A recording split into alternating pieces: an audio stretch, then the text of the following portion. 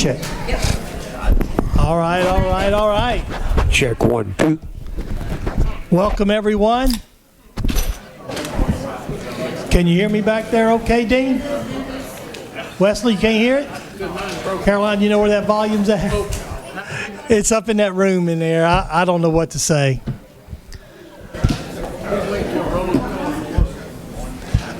Before we get started with the council meeting, there are a couple public hearings that are required to be held before the council meeting starts, according to state law. So one being a public hearing for an ordinance for setting the millage rates adjusted for the tax year 2023.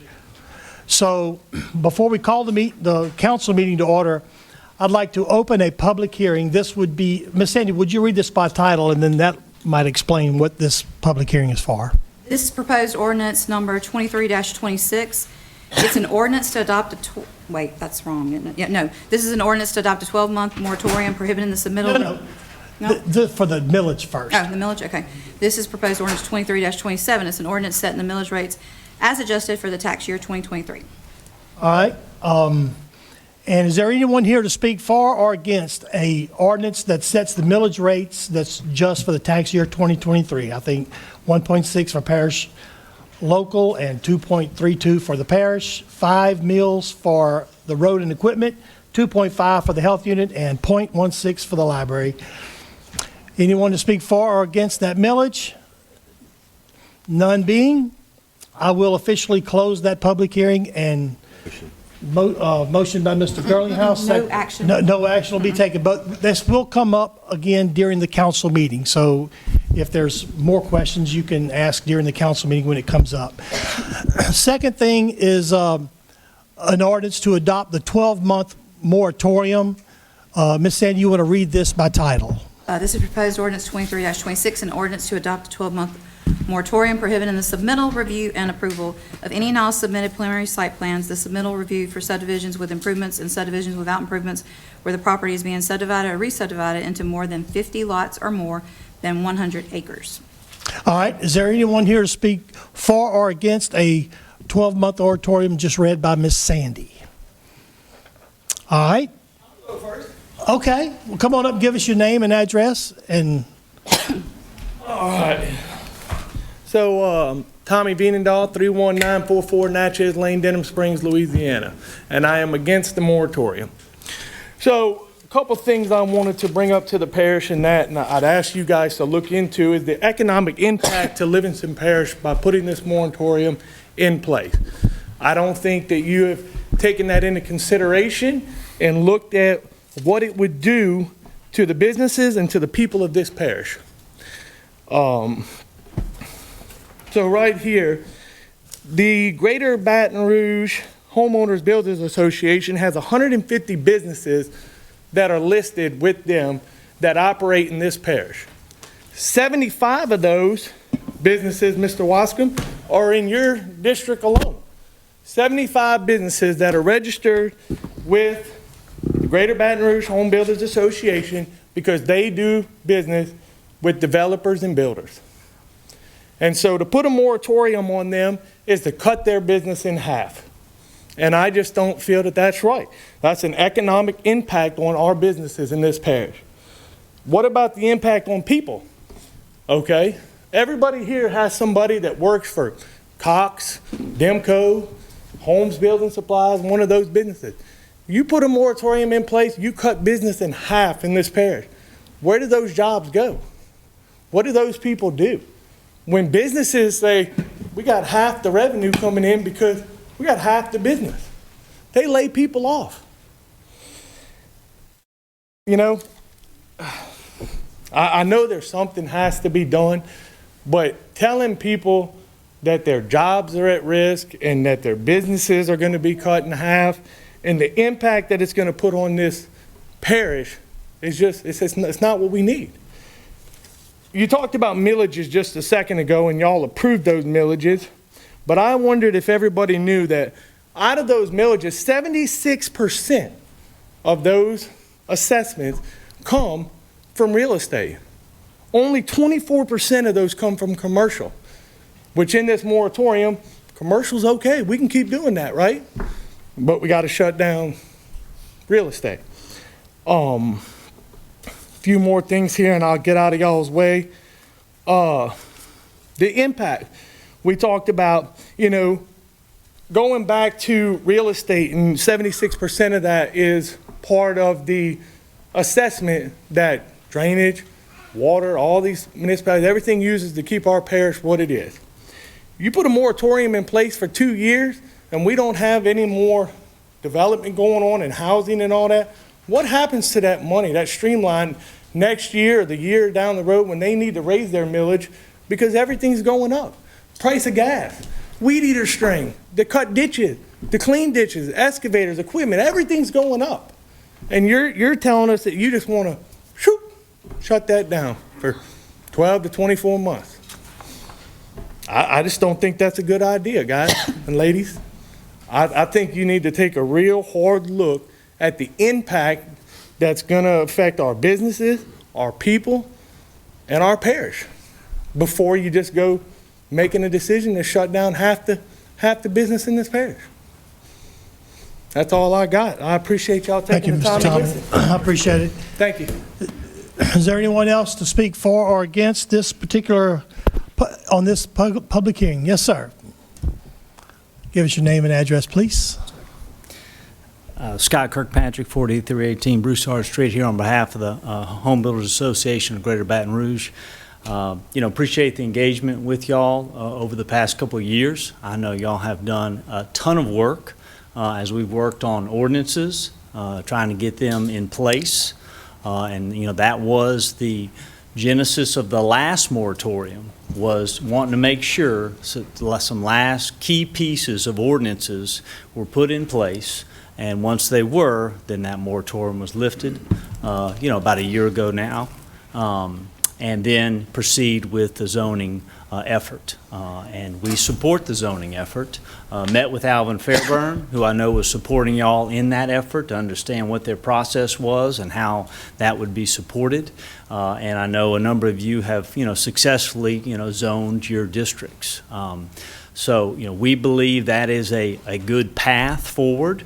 Again, if there are areas that still need to be zoned, we'd encourage that to be done with, all speed. Obviously, you still have, I assume, Fairburn there to support you. We have also, now you've got Villavaso in there, so you have two consultants. Again, we have done some work with Villavaso, so we're happy to, engage with that wherever we can be helpful to try to finish that process. But it does appear that for whatever reason the lawsuit has made people, I guess, question the plan. I think, as I appreciate it, I think the parish is still is going to fight the lawsuit. I don't know the merits of it, but I think if the parish has not acquiesced on that, we'd encourage y'all to stick with the plan and keep moving forward with what you're doing. We think y'all put a tremendous number of protections in place, we think that hopefully that is sufficient to be where you want to be and need to be. At the end of the day, 12 months, stopping business for 12 months, even though it may be in a limited manner, is very difficult for business. It's difficult for business certainty. I know this is a pro-business parish, and so again, we would urge you to not go down that road. Let's work to fix anything else that needs to be fixed without a moratorium. Thank you. Mr. Kirkpatrick, thank you so much. Hey, who you with? Can I get who you with? Greater Baton Rouge Home Builders Association. Thank you, sir. All right, and again, this item will be brought up again during the Livingston Parish Council meeting. Is there anyone else to speak while the public hearing is open? We do have someone, I believe. More than one. All right, Ms. Sarah Ferris. Give us your name and address. Sarah Ferris, 19241 Plantation Trace. So I think it's I know a catch-22 that we don't get to hear in the council meeting, the dialogue that goes on amongst you until the public hearing. is closed. So some of the things that I know will come up as this is discussed is that it's going to have to be 0, 0, 0, or it won't hold up in court. That's not true. Our neighboring parishes, West Feliciana was for more than 3 lots, or lots less than an acre, and it excluded several zoning categories. Iberville's moratorium was for more than 2 lots for a single residential home, so it doesn't have to be 0, 0, 0. And it can exclude commercial as it's currently written. So if that comes up in discussion later, there's absolutely no reason this needs to include commercial, nor should it. And I guess just the last thing that I want to say is this has been going on for a long time now. And many of you have done a lot of good things to try to make our land development code better. And many good things have happened. But there's still a lot to do. There's still a lot of issues with 125. One of the most glaring issues is there's no longer an expiration date on a preliminary plat. So once it's approved, it's just good forever. That's just one example of many things that still needs to be fixed. And so as many of you are soon to be leaving the offices that you hold now for various other offices that you're running for because you're choosing not to run, I just want to ask you what legacy you want to leave. Do you want to leave it better than you found it, or do you want to leave it exactly like you found it? Because this is your chance to leave it better than you found it. Thank you, Ms. Sarah. All right, Mr. Mangus, is that correct? Yes, sir. Give us your name and address, please. My name is John Mangus, 13065 Catahoula Drive, Denham Springs, Louisiana. And first thing I want to say is I am running for Parish Council District 6, but I want to say thank you. I want to say thank you to the council because it's been a rough period. When I came here a year and a half ago and addressed this council, you were dealing with the same issues, and I see the stress that it did on you. It's taken on you, and I've seen the efforts. 117, 125, you've tried, and you are trying, and I appreciate that. And it's so easy for things to be black and white. It's so easy for us to look and say, this is the bad guy, this is the good guy, because that's easy. You can like, you can dislike. It's not that easy. It's a nuanced situation. I don't think the developers are bad guys either. We have a product that they want, land, space, proximity to Baton Rouge. But we need time. We need time to build the right infrastructure. We need roads. We need schools. And, you know, we need, I'm a school teacher myself. My wife's a school teacher. We can't afford houses that are 2 acres and those kind of subdivisions. Our law enforcement, we need more law enforcement. We get more people, we need more of that. They can't live in 2-acre homes. It'd be nice. It doesn't work that way. So I applaud your efforts and what you're trying to do, and I pray that you'll make the right decisions, and that's best. And I want to thank you. I also want to, like I said, thank people that want to do business in Livingston Parish. So thank you for your time. Thank you for your prayers, Mr. Mangus. Again, we'll wind up picking up these items again during the council meeting. Mr. Marler, did you want to come speak? All right. This is a public hearing, and you are?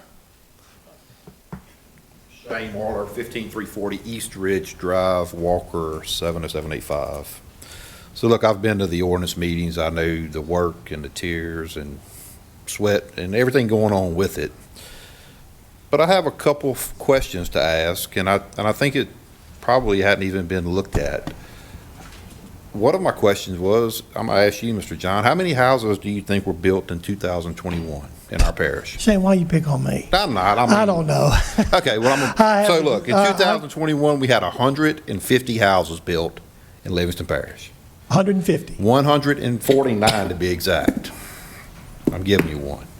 2022, there was 271 houses. New houses. New houses. And look, I probably built 10 in both of those years. I'm a builder and real estate agent. I'm not a developer. So my point being, if 149 houses and 271 houses are creating a problem to where a moratorium is needed, I don't click with me. It don't make sense. Because the new ordinance that's being given out, you can do 50 lots. So in 2021, that would be 3 neighborhoods. Because that's the number of houses we built. I mean, it's a small amount of houses. My thinking is, okay, with the small number of houses that are being built, it's not this big gargantuan giant that everybody's trying to make it be. I mean, the facts of the numbers show it's small. Why can't you work with the 125 you have now? If it needs tweaks, tweak it, work on it. Why you have to shut everything down? Because there's actually 202 builders in Livingston Parish from the Home Builders Association. Okay, so that's 202 businesses. So what are they supposed to do? Just sit at home? And you know, if we're not going to have any new submittals, or when we just let planning and zoning just lay them off until we decide to get out of the moratorium and tell them to come back to work when we start it back. I mean, it's putting people out of work. And like I said in the ordinance committees, it goes all the way down. It comes from the framer all the way down to the people that live there that pull the lawnmower behind the car and cut grass. So it's a big impact.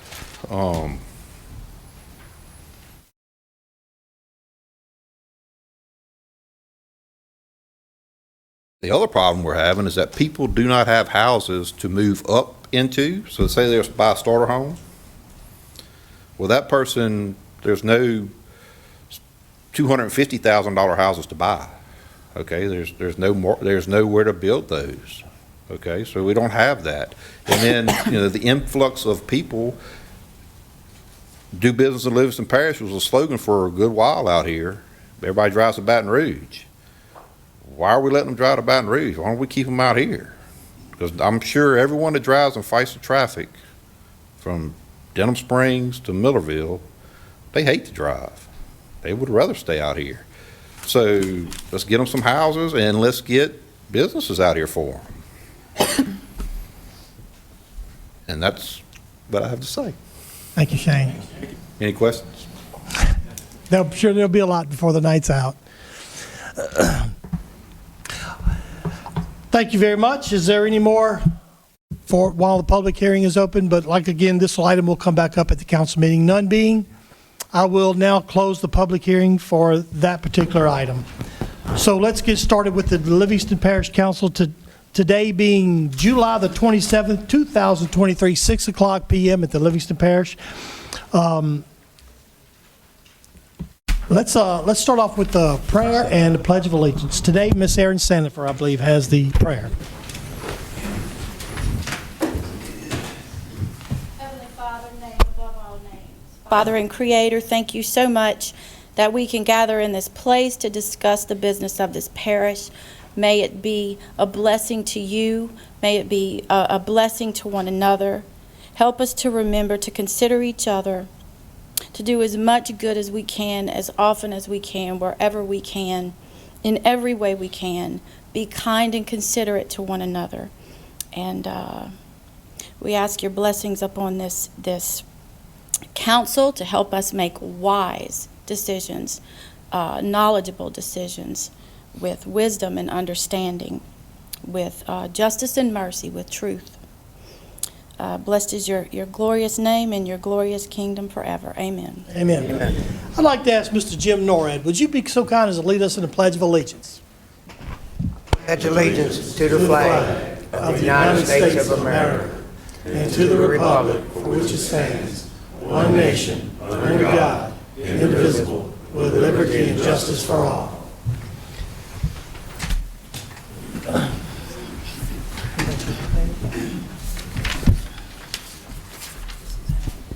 All right, real quick, Ms. Sandy, you want to call for the roll and make sure we have a quorum here tonight? Mr. Mack? Here. Mr. Talbert? Here. Mr. King? Here. Mr. Girlinghouse? Here. Mr. Wascom? Here. Mr. Ard? Here. Ms. Sandifer? Here. Mr. Delat? Here. Mr. McMorris? Here. All right, let everyone know, you might want to just check your cell phones to make sure they're not set on as loud as they can be during the meeting. First thing we're going to pick up is presentations. I have a special guest today from Denham Springs, Mr. Pierce. You want to come up to the podium? And we always called him Moose, but give us your name and address, Mr. My real name is Tom Pierce, but I go by Moose. That's fine. You know, my friends call me Moose.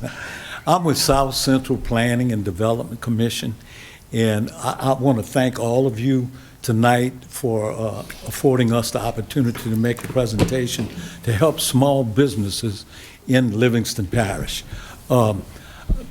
Mr. Chairman, I thank you for, getting okay to put us on the agenda and everything. I thank Ms. Caroline and Ms. Sandy for passing out the brochures that you have in front of you. So I really appreciate everything y'all done thus far. Our purpose is to help small businesses that's impacted by Hurricane Ida and the flood of 2021. And we try to help these small businesses in Livingston Parish and other parishes throughout the state that's been impacted. And tonight, we have with us our attorney and program manager that's going to give a little bit more detail in what we do. And again, thank you very much. Thank you, Mr. And Pierce. Mr. Cullen Curall.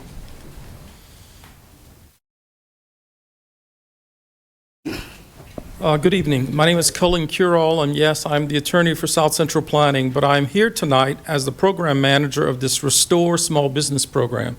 Now, many of you have heard the term Restore. It's been used back from the floods of 2016.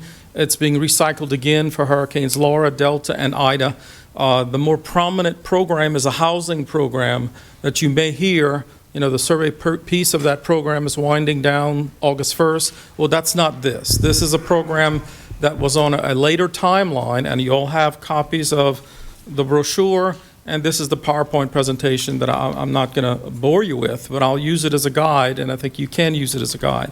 So this, again, is some federal dollars that came to the state. $1.27 billion came down for Ida. We have a similar program because of $1.27 billion came down to the state for Laura Delta. South Central is one of 8 planning districts across the state. The counterpart here would be Capital Region out of Baton Rouge. Most of the other planning districts are not doing this program, but we're doing it, and we're doing it basically across the state on behalf of our sister agencies. But again, it's federal money. Of the $1.27 billion for Ida, $45 million was set aside for small businesses impacted by. And I will continue to say Ida, but Tom or Moose is correct. It's the Hurricane Ida and the May of 2021 floods. That is a secondary disaster that happened in that same timeline, and they've combined them for purposes of this program. So again, the Louisiana Office of Community Development has allocated 25 of that $45 million to South Central Planning to administer on their behalf. There are other intermediaries, basically out of New Orleans and Baton Rouge, but we have pretty much laid out our footprint across the state. We have an office in Denham Springs. It's the old Mayor's City Court, the little museum that they have on Maddie Street. Sorry, Maddie or Hattie? I don't remember. Okay, so on Wednesday afternoons, we meet with business owners at that location. We actually used that location 5 years ago after the floods of 16. So again, we're very familiar and appreciative of the City of Denham Springs for giving us that office space. So let me tell you about the program. Again, we're trying to help small businesses impacted by. Small businesses in this definition may include nonprofits. Not every nonprofit, but nonprofits that have some sort of earned income. And again, it can, yes, be a church, but it's the church that has the daycare center. It's the church that has the concession stand, some kind of earned income. The museum itself may be a nonprofit, and it has, entrance fees. So again, nonprofits that basically have a business within it are potentially eligible to apply.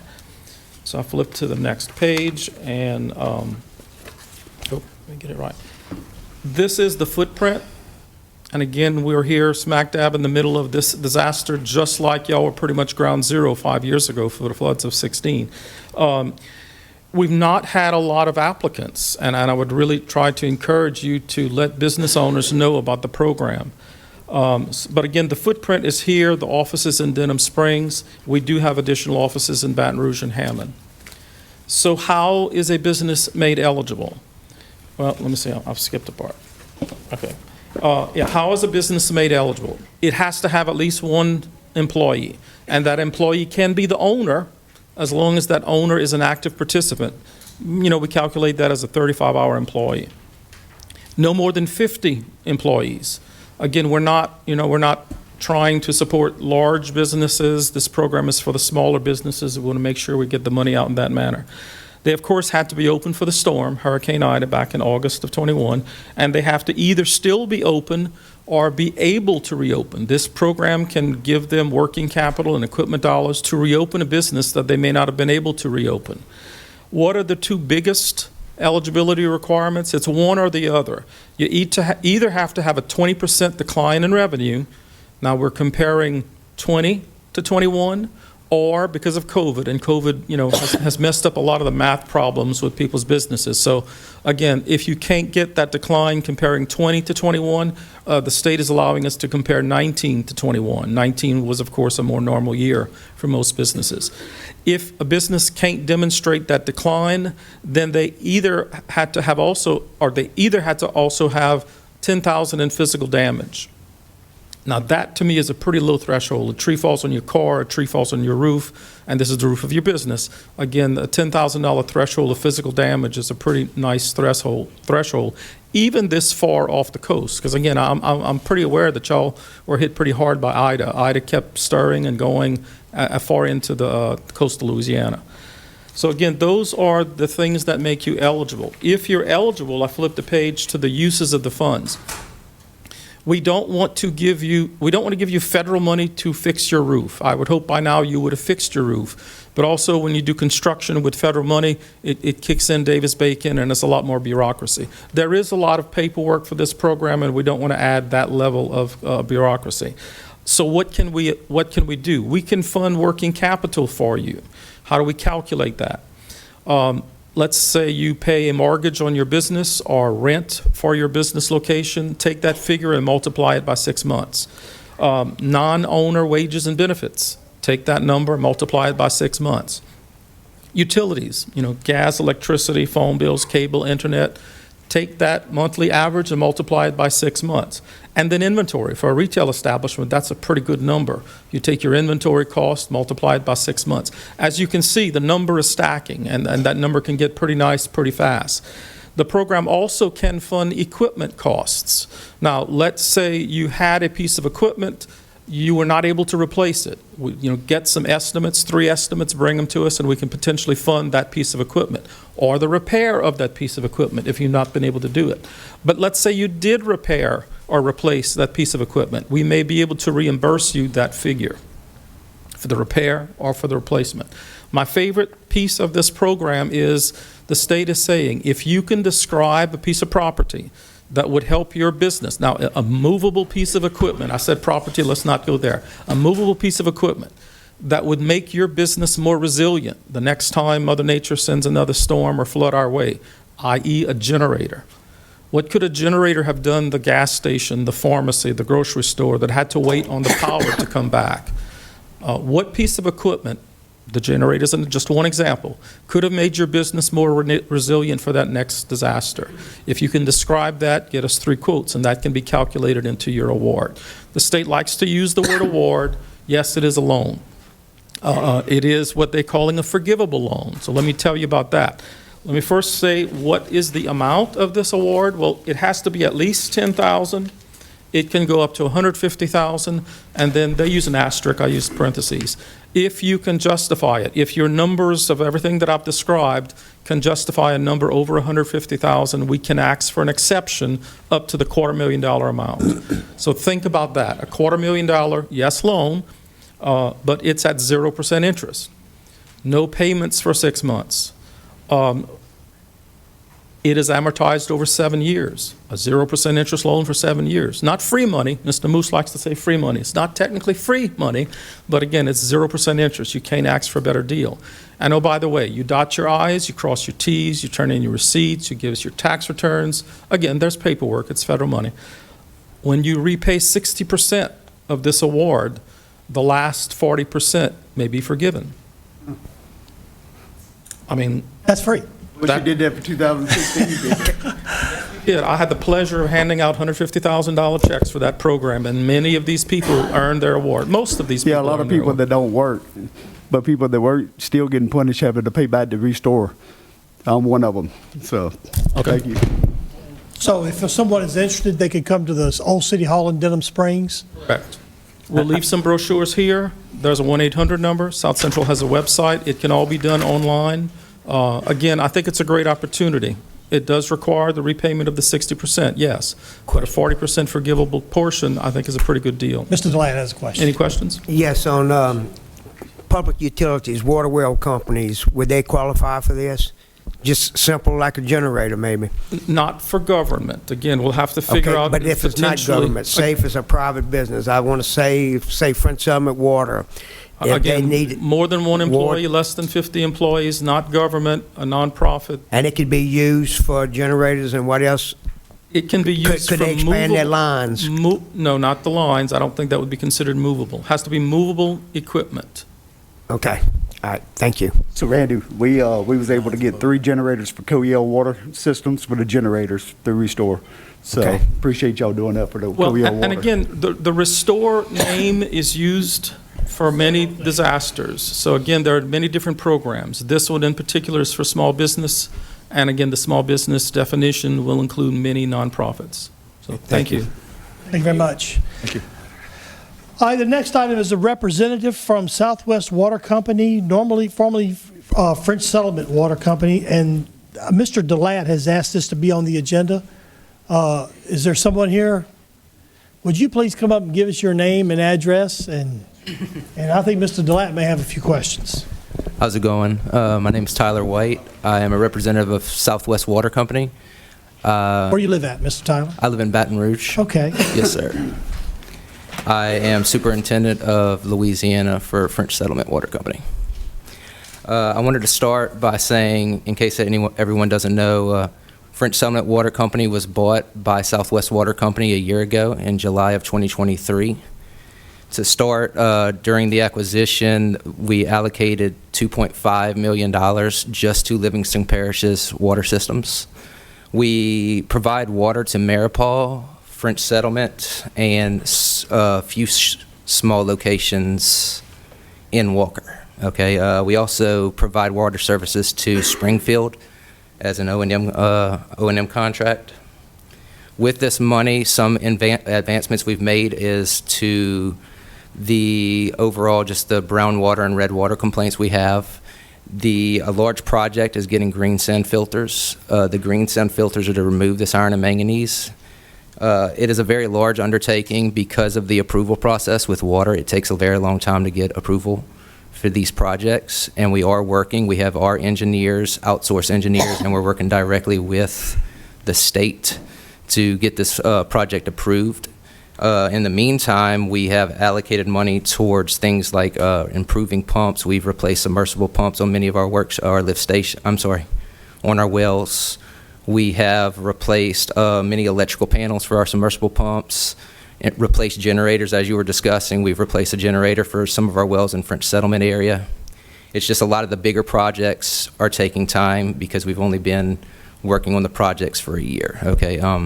But this green sand filter in particular is going to be a pretty large, it'll really help with the iron and manganese problems. The area is just, the particular area just has natural occurring iron and manganese in the water.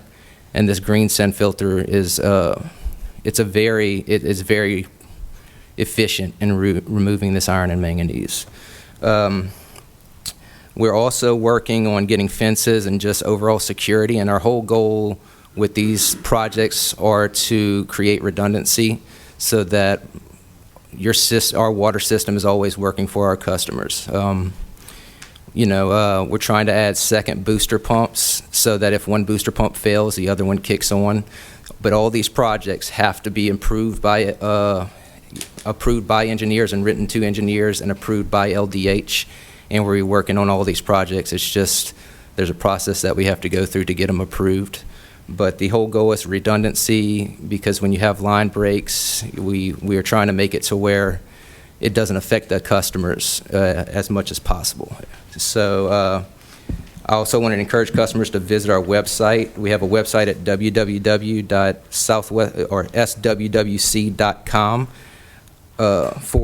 /Louisiana, and we also have a Facebook page called French Settlement Water Company.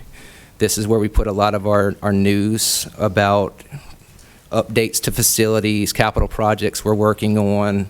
If we have any major breaks or anything like that that might affect the customers, we put them on that page and on our website. I was hoping to get with someone with the council too and possibly work out details of different Facebook pages like French Settlement Water Company page or things of that nature that we can put to where it's not just our Facebook page to help notify the public as much as possible. And yeah, that's any questions? Mr. White, thank you for coming out here and try to explain how your company's working. I'm gonna start off, the water quality is terrible. You know that, I know it, I got numerous pictures. So Yes, tell me what we're doing to improve the water quality. Yes, sir. So a green sand filter is, the point of a green sand filter is it removes the iron and manganese before it gets into the distribution system. So that is our long-term goal.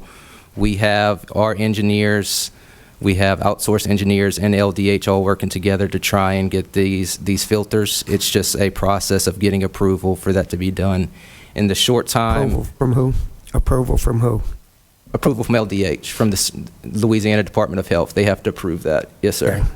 So, and then in the meantime, we're also creating redundancy. So a lot of times when you have red water, it's because of, what the red water is iron and manganese in the water. It's a mineral that's added in the water, and when it oxidizes, that's what turns the water red or brown. So we're currently adding a phosphate into the water to sequester it, but we're trying to do this green sand filter because it will completely remove it. So the short term is we're adding this phosphate. It's a phosphate approved by the state to add to the water to sequester the iron and manganese.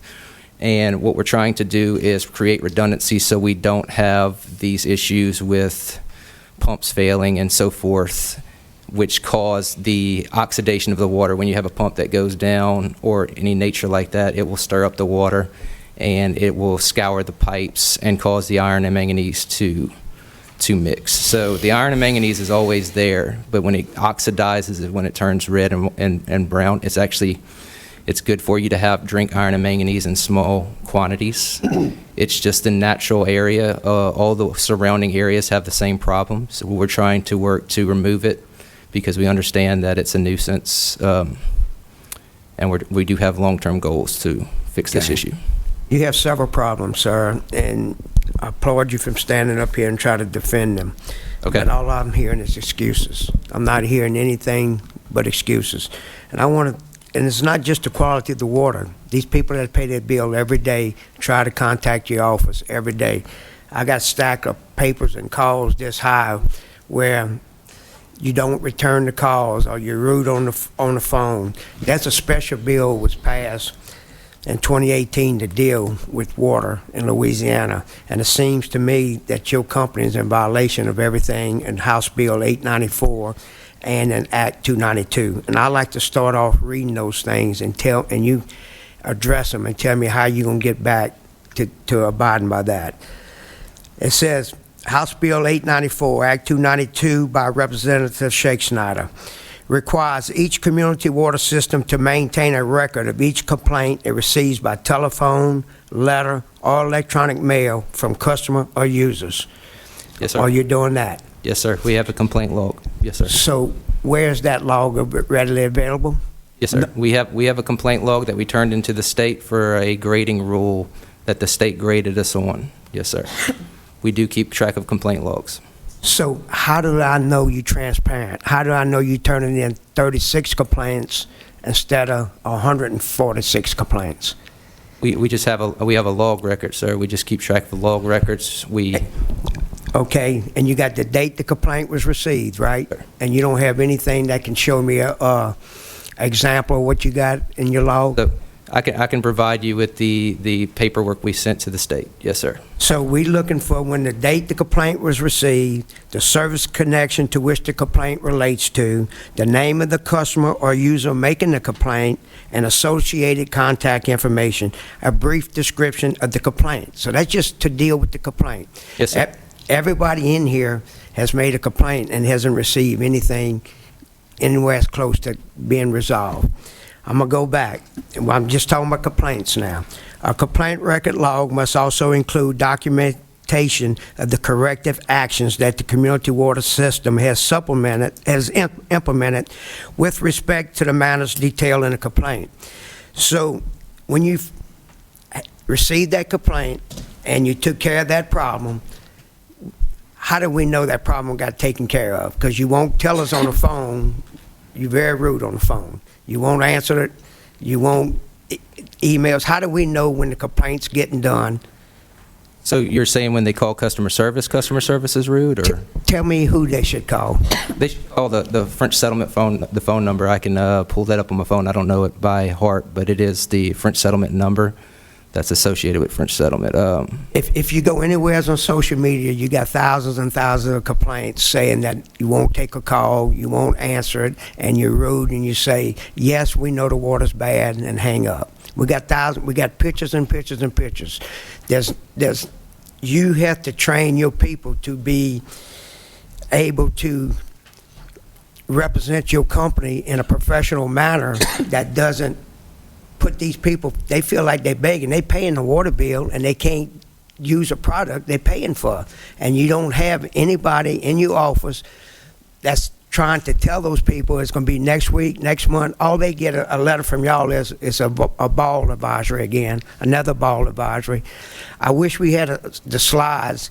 People's bathtubs is anybody got a green shirt on? As green as could be. You know, there's pictures and pictures, and we're going to allow some people to speak here on that has the stuff, information. I'm just saying you're not even abiding by the mere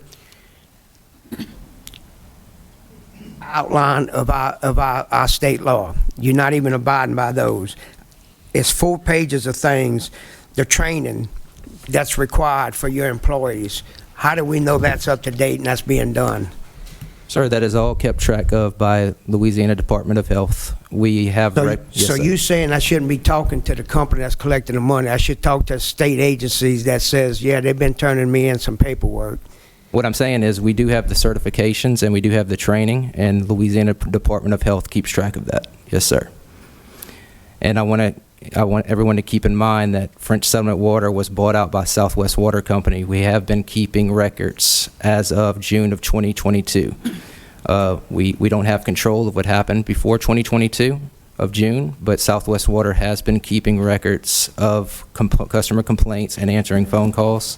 As far as the iron and manganese, we bought the system in June of 2022. We immediately started working on getting green sand filters and making all these changes.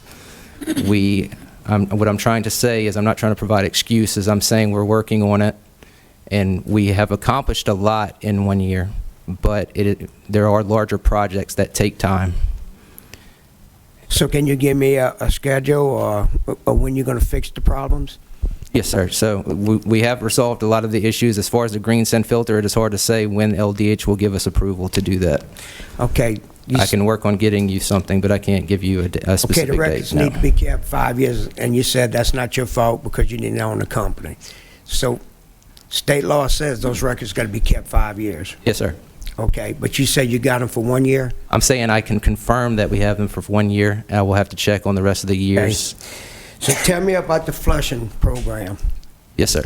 Well, we currently don't have a flushing program, which is why we're working with the Isn't green that a sand filter. requirement of state?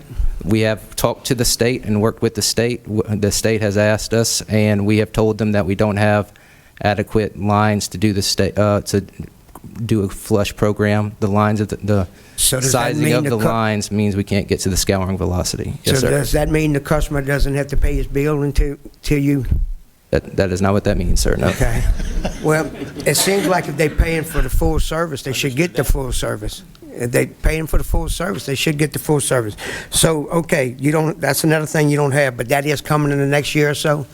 So we are working on getting the line straight. We bought this system with the intentions of putting $2.5 million into the system to get the system running right. But I can't emphasize enough, with water, you can't just do, you have to get approval. You cannot just upsize lines, you cannot just put in pumps. If it changes the flow of the system, you They have to just get happy approval. for it to go back to where it was before you bought it. Just bring it back that way. But I'm going to read a letter to you. Melissa, do you know who Melissa is? I do. Who Yes. is Melissa? She is my boss, the vice president. She's your boss? She's in Texas. She is in Texas. Says Melissa, can you tell me what happened with the water last week? I was out of town both days. Wednesday, July the 5th, we had no water from about 10 a.m. to approximately 4:30. Friday, July the 7th. It looks like it was off about 4 to 7:30. Okay, I said that. It completely shut down 3 restaurants on their busiest night Friday, not to mention my corn laundry, and all the other businesses on both days, of course. Please explain to me what happened and what are you doing so this won't happen in the future. No response to that letter, so we do another one. Melissa, just following up on my email to you on Sunday, and you said she's the boss, right? She is She's my the boss. leader, Yes. right? Well, Okay. she is the vice president. Yes, sir. I have not seen your response yet. I just want you to understand the magnitude of what your water shutdown does to our local businesses. This in addition to us losing $2,500 to $3,500 in one night doing a dinner business. See below the pictures. New Orleans original daiquiris had to have emergency delivery of bottled water to fill their water circulating machine that you can see in the background. Here's another business. I have 3 letters, no response to just one problem. I had numerous people tell me the same thing. Then I had another person say that it costs $80,000 for them to hook up to your water. This to me is unnecessary. You have water on a road where you started on one end and you stopped about middle ways of the road. You started back on the end of the road and came back and you stopped again. There's a quarter of a mile of a 2-mile road that you won't cover. But in that quarter of a mile of that road, you asking people to pay $80,000 to connect. To me, that's unheard of. I'm not I have sure what the another 80,000 person is. that says that you want them to pay in advance for them to come look at the water leakage that they're trying to complain. It just, one thing after another. If anybody calls Southwest Water, they don't get any response from anybody. So what they do, they call the representatives, they call the senators, they call the councilmen, and they're looking for somebody to help them. So I asked you to come up here to give us a report, and I may have been too harsh when I said excuses. I don't see a plan of action from you. All I see is what you're saying is, we can't do anything because the LHD won't let us. That doesn't make sense to me. Not what I'm saying, sir. I'm saying we are working on it. I'm not saying they won't let us. I'm saying we're Well, working on it and we're tell us waiting on that. I asked you approval. about the plan. Yes, sir. Yes, sir. We're working on getting green send filters. I'm not saying they won't let us. I'm saying we're working on the approval process. Okay, so what is that, a month, a year, 6 Sir, weeks? You've been, sir, a year you've been owning it. Sir, we're working on it. We have a bunch of different projects, and we're working on all of them. It's hard to say exactly when the I'm process talking about is gonna water be in Livingston complete. Parish. Is that what you're talking about? I'm talking about Maripol. Yes, so we don't serve all of Livingston. We serve I'm talking about Maripol your and French company's, Settlement. I'm Yes, sir. talking about your company's record in Livingston am. Parish. I am. I'm talking, we are gathering grant money, and we're working to get green sand filters, which will remove the iron and manganese. We are working to get, convert to chlorine to bleach. We have submitted the plans to LDH, and we're working with LDH to get approval. We are working on all these projects to improve it. It's just getting the process, the approval, and once you get the approval, you can complete all these projects. You cannot start on these projects without approval. I'm going to let you go. I'm going to let some other council ask some questions, and I hope he also allows the people in the audience to speak. Yes, sir. But you're telling me you're working on improvement, but you can't tell me when the improvement's going to happen. Yes, sir. Is that right? I'm saying it will help. We're close to getting the chlorine bleach conversion. We're close. We're working on the green sand filter. We have replaced submersible pumps to create redundancy. We have replacing control panels so that electrical mishaps don't happen. We have purchased generators from Mercy Lobel, which is in the French settlement area, so that if any kind of outage happens, Mercy Lobel, we didn't have a generator for Mercy Lobel when we first bought the system. We have purchased a generator for Mercy Lobel. We have made multiple pipe improvements to our wells so that we don't have any issues with loss of pressure or pressure issues or any of that. All the projects we can do, we have done, and all the projects that we're working on, many other projects to get these things improved. Let me ask you a question. Yes, sir. So Southwest bought out French Settlement Water Company, correct? And French Settlement Water Company, how many employees does French Settlement Water Company currently have? How many do we have? How many do you have now for French Settlement Water Company that work for in the French Settlement? Specific areas. So there is 2 office ladies. 2 ladies in the office? Yes. Where's that office located at? Well, we recently, we were out of Baton Rouge, but they now work remote. So They work out of the car? No, they or- work from their home. Yes, sir. Their home, okay. Yes, all sir. right. Where are they? Okay, and where's their home? Baton Rouge? Don't know? I don't Okay. know, yes. So, and what else besides the 2 ladies answering the phone? There's myself and 5 other employees that are operators. And Yes, sir. 5 other employees, would they be the ones in the They're trucks going operators. around, Yes, operators sir. going out? Yes, sir. How many wells does French Settlement Water Company have? Southwest. No, French Settlement, because Southwest would be other systems y'all have, right? Well, Southwest Water it's multiple states, but And French that's Settle- why I'm talking about just French Settlement. So how many wells does French Settlement have? Do you know? Can I count them real quick? Let me count them in my head real quick. Okay? Sure. Yep. So just give me a second. No, take your time, Bob. So Merritt, Mount Herman, Vilma, Black. I think Randy did 2 or 3 times. 5 wells? I mean, It's more than 5. more than 5. If you got more than 5, that's good. I just. Yes, sir. Does it should Ward 2 water up here in Denham Springs, North Denham, they're absolutely fantastic. I mean, we've got water all over the parish. They've got to be budding right up next to the French Settlement water system, I would imagine. Do you have any kind of cooperative endeavor agreement with other water systems where if yours goes down, you could tie into them? Yes. So we have a system right down the road called Pine Heaven. Pine Heaven? Pine Heaven. It's its own water system? It is its own water system. Yes, sir. So it's not affiliated with French Settlement?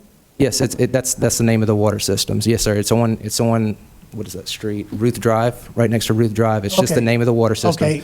And it's connected to Livingston Parish. And then we It's connected to Ward 2 water? Yes. Okay, but it does not with the French Settlement Water Company. How many towers does French Settlement Water Company have? We have HPT tanks and we have ground storage. We do not have towers. Do not have any water towers, okay. Let's see, Mr. Talbert has a question, I believe.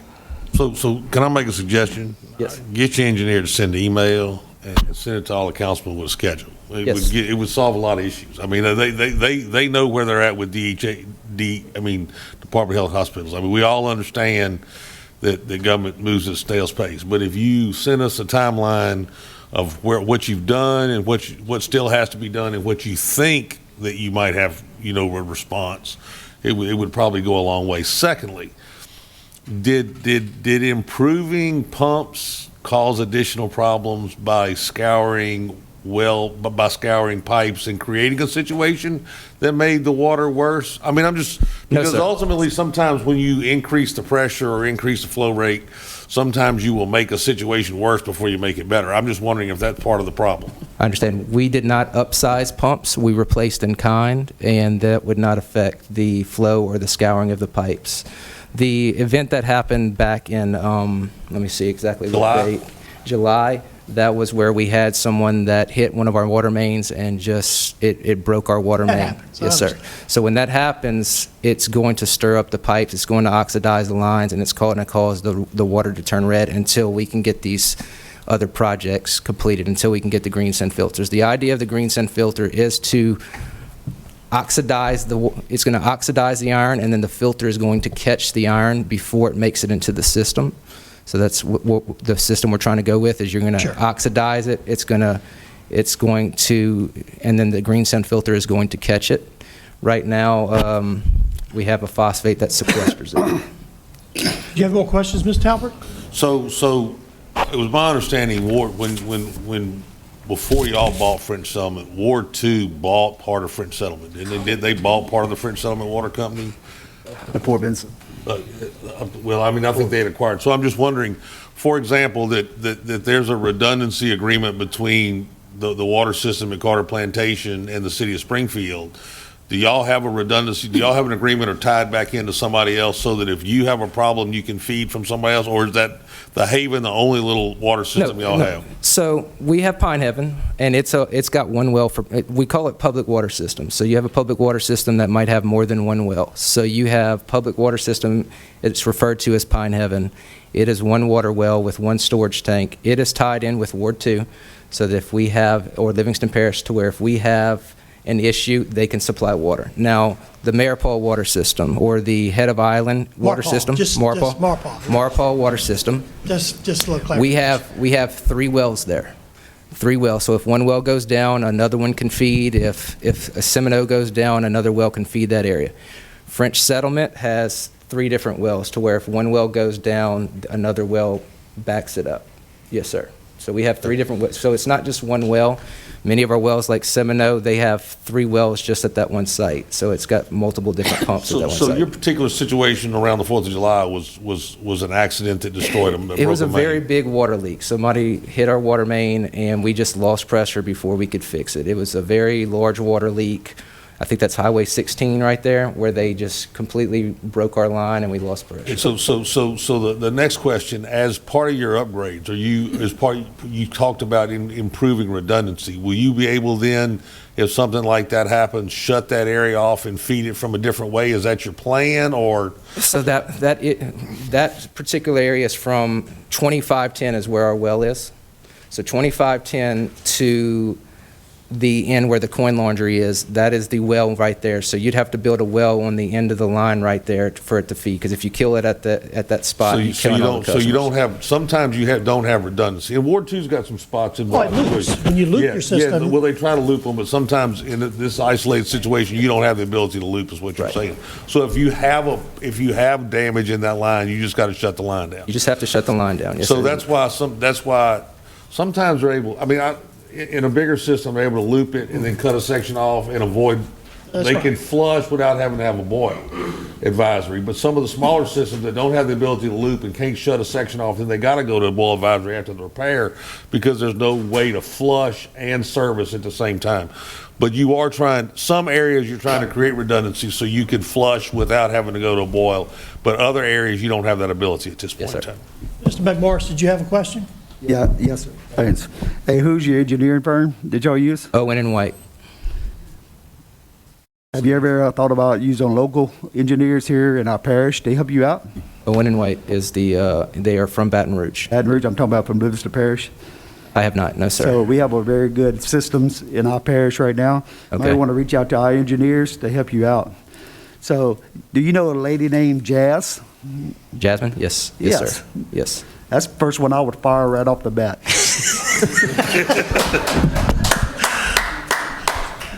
He and all these, most of the ladies in here have called this lady, tried to get her name so we could keep our record straight. She's no help to you guys. So if you guys, you need to correct that issue, because public service is no good.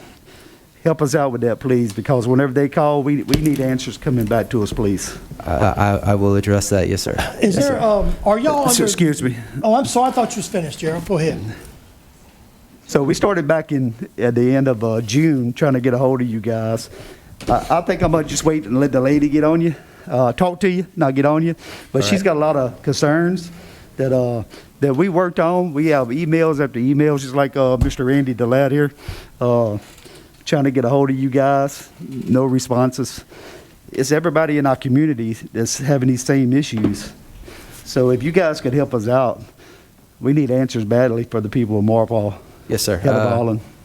I can give my direct email. I'll be obviously in the hallway, and I can give my direct email to anyone that has any questions. I have your boss's, Melissa. Yes. So I got a big old voicemail I tried to share with everybody so they could hear her response. Okay. But But share that with us. We'll definitely copy you on all the emails. Yes, sir, because But you had some more of this than is one news to outage me, in- right? The customer rep is news to me and so forth, so I'm glad you brought that to my attention. So your grants you're going after, Yes, sir. who's going to pay for that? It is grant money, so it's state funded. Yes, sir. Private-owned company you own, right? Yeah. So who's going to pay for it? The customers, right? It's a state. So Frank fund, yes, sir. Settlement Water showed you on this pretty picture how great of a water system they had, right? Right. Now you supposed to go after all these grants, try to upgrade the system because you thought they had a pretty water system. Now we supposed to have to put the bill for you guys once you So- get these grants, correct? So The customer. Can you say that again? You said you're talking about the old owners, or The old owner Okay. painted you a picture, Right. how good of a system they had, correct? The grant is. Or you had never bought them. I was not involved. I came June, when we purchased in June, I came directly after the purchase. They hired me to, they did see the underlying issues of the facility, or they did hire me to get a lot of this straight, to start these projects and so forth. One of their steps was hiring from outside the company because they could see some of the underlying issues. Yes, sir. So they hired me from another water company to try and get some of these things sorted out. Some of these things you've brought up, I'm very glad you brought up. We will address them, especially the customer service aspect and some of the other projects and so forth. Did How that much answer your my water bill is going to go up once you get this grant? How much you reckon is going to go up? $40, $50? The grant, so we have to do, because we're private, we have to do a rate case, and it has to be, we can't just increase your rates. We have to get approval to get rate increases too. It's got to happen though, right? It's got to happen to the customers, correct? Not because of the grant, because the grant is a state funded, so they're not going to raise it. But you for private grant. owned. Yes, sir. Who you going to pass that cost to? Us? Yes, sir. All right, thanks. All right, so I'm going to turn it over to the public. I mean, I had something to say. I'm sorry, Tracy. I told the chairman it was good enough. Mr. Girlinghouse, you got the floor. Thank you, sir. All right, so I feel like I'm not going to come at you as hard as everybody else has. I just have a few questions. Could you repeat again earlier on, you said the areas in Livingston Parish that you Marpole? All right. Yeah, I've been corrected That was the about that second thing I said. multiple If you didn't times. learn It's just a anything habit. else in this meeting, make sure you pronounce that right going forward.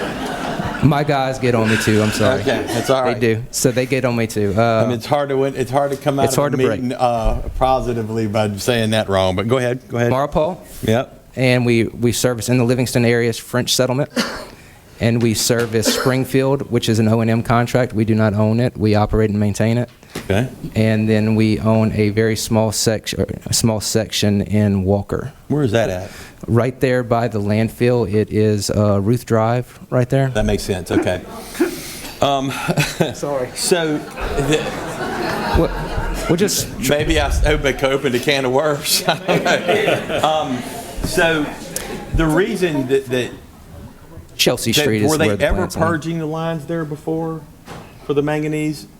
Where they used to purging do, them they used to before? pig, is what they did a Got pigging you. station, which also has its issues where you have to turn customers off and do a boil advisory because you turn customers off. In order to officially pig, you have to turn water off, go under boil advisory. It's just the method So, of pigging. and the reason why they can't do it, I guess they never did on regulars because they don't have a proper tower. And you have to have a tower pretty much to So do we to have do- some backup wells that they use. We only use them for pigging, but when you use those backup wells for that, and you have to turn the water off, and then we go under boil advisories. But we use backup secondary wells that we only use for those purposes Okay. in the Marpole area, to be So clear. were they Marpole, you mean? Yeah, Marpole. Yeah. Yes, there we go.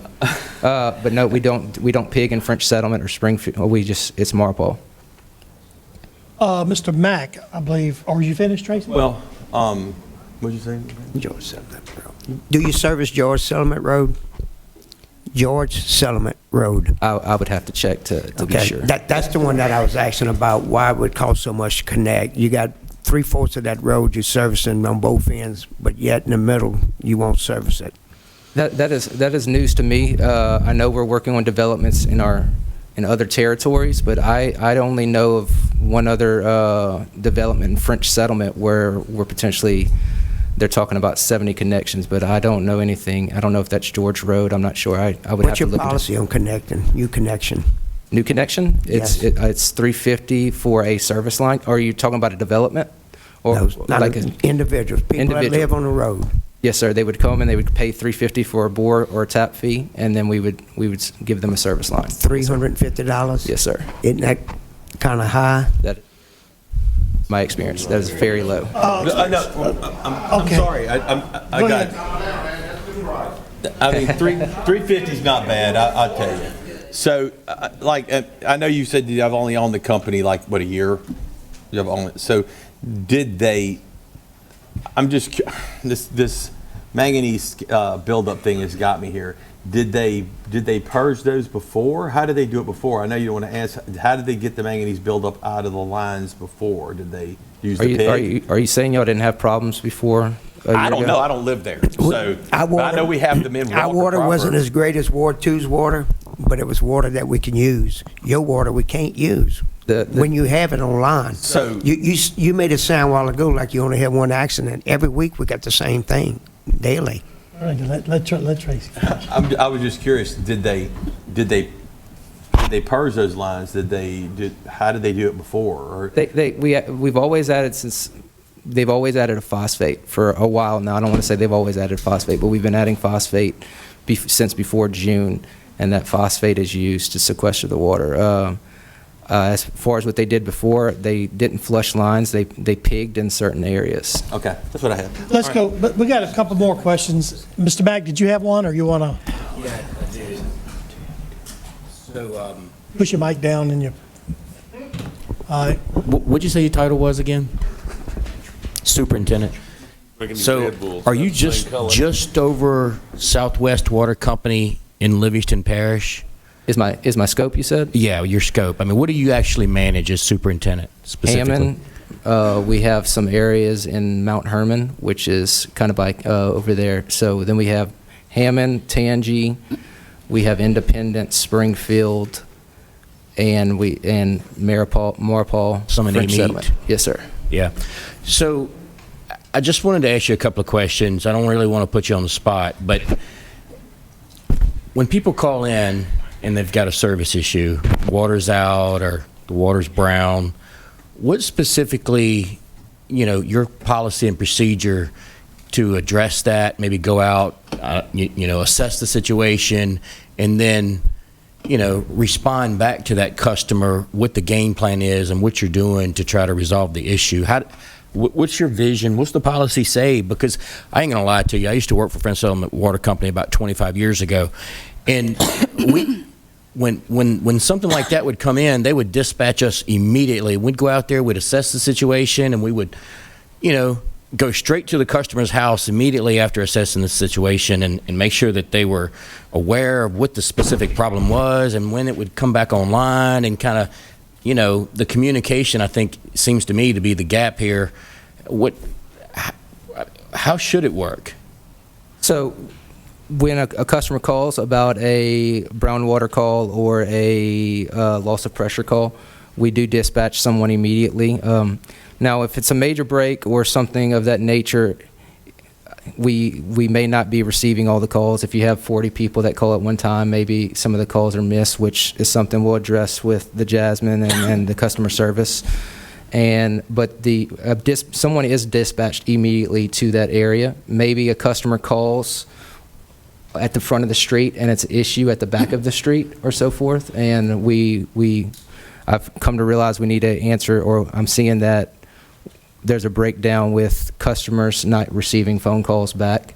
I believe a lot of that is when we have breaks, we might be getting a huge influx of phone calls and they're not answering all the phone calls. They know the issue's there, and although we might have answered this person when they call about a leak, this customer never got a response back. Someone is there on site fixing the leak. They may have spoke to the customer that originally called and the other phone calls were missed or something of that nature.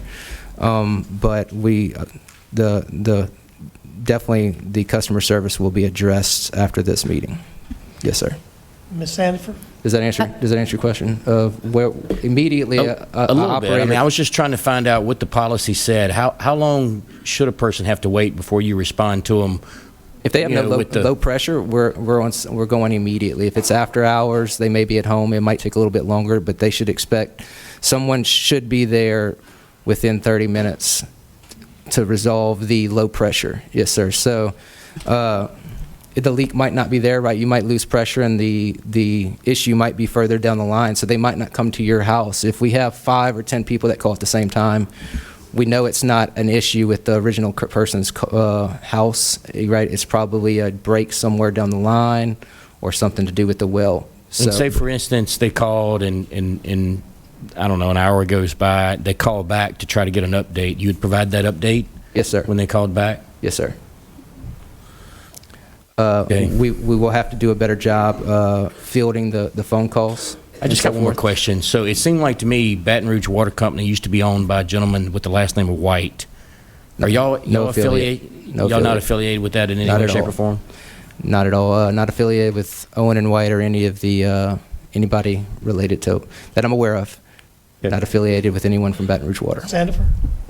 I'm not from the area that you service, so some of this I am loosely familiar with, but I'm hearing it fully now. And I just want to comment, I know you know this, but I do feel the need to say it. For my people in my parish, water is the most basic human need. And I'm seeing the pictures that are floating around, and it's nauseating. I would be horrified if I filled up my bathtub. I would not get in that. It Right. looks like the Blackwater swamp. Have you ever seen the Blackwater in our swamps down here? That's what it looks like, or a big pot of gumbo. It's that dark. I'm actually grossed out by what I see, and I feel the need to tell you that because water is the most basic human need. I can't imagine the mamas with children. I guess we'll hear stories, but I don't know how you bathe a child in that. I wouldn't put my baby in that. I'm not clear on the timeline. I know it's been asked, but I'm not hearing the timeline of, you purchased this company in June of 2022, but I'm not hearing the timeline of when the pumps, the filters, et cetera, will come. And we want to know that. I want to know that. What is the elemental breakdown? I'm just looking at this, I think, what is in this water? And I just wanted to go on record to say that I'm horrified by it. And I can hardly believe that we live in Louisiana. We are sitting on water.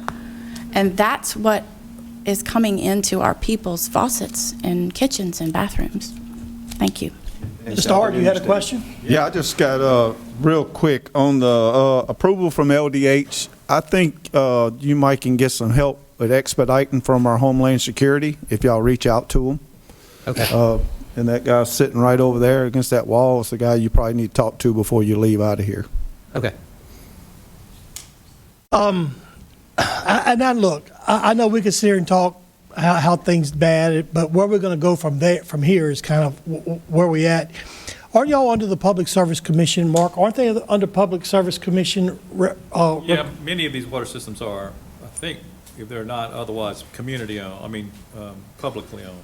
So what, as a parish council, what could we do? I mean, could we send a letter to the Public Service Commission to have them check and maybe put some pressure on the French Settlement Water Company? Now, I'm not directing it at you personally, but there's some serious problems. I know personally I've tried to call and sent checks through the bank statement, and after about 3 or 4 notices that they wasn't getting paid, they shut the water off. And then when I finally called Dean in Texas, do you know what Dean?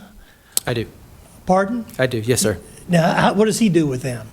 He is customer service. He is I believe, the director of customer service. Okay, so I finally got him after he finally looked it over. It took a month of doing it. Then he finally said, "Oh, I see where we got your payment," and then they come turn the water back on. And credit my account back 3 months. And so it's just, I guess what I'm saying is it's just constant stuff like that. But I want to know, what do you think we could do from here, Mr. Chris, if Well, they have to answer to state authorities about their water quality to the environmental people and the well, public what's the service. customer service is so bad? Do we have any authority with that? Well, I don't think you regulate these privately owned water companies in your parish. I don't think you have any So authority. keeping one person answering the phone or two people answering the phone, there's nothing we can do about that? I'll look into it. I don't think we have any authority to regulate them. It's, Mark, did you mention there were some violations you maybe thought, or you not want to?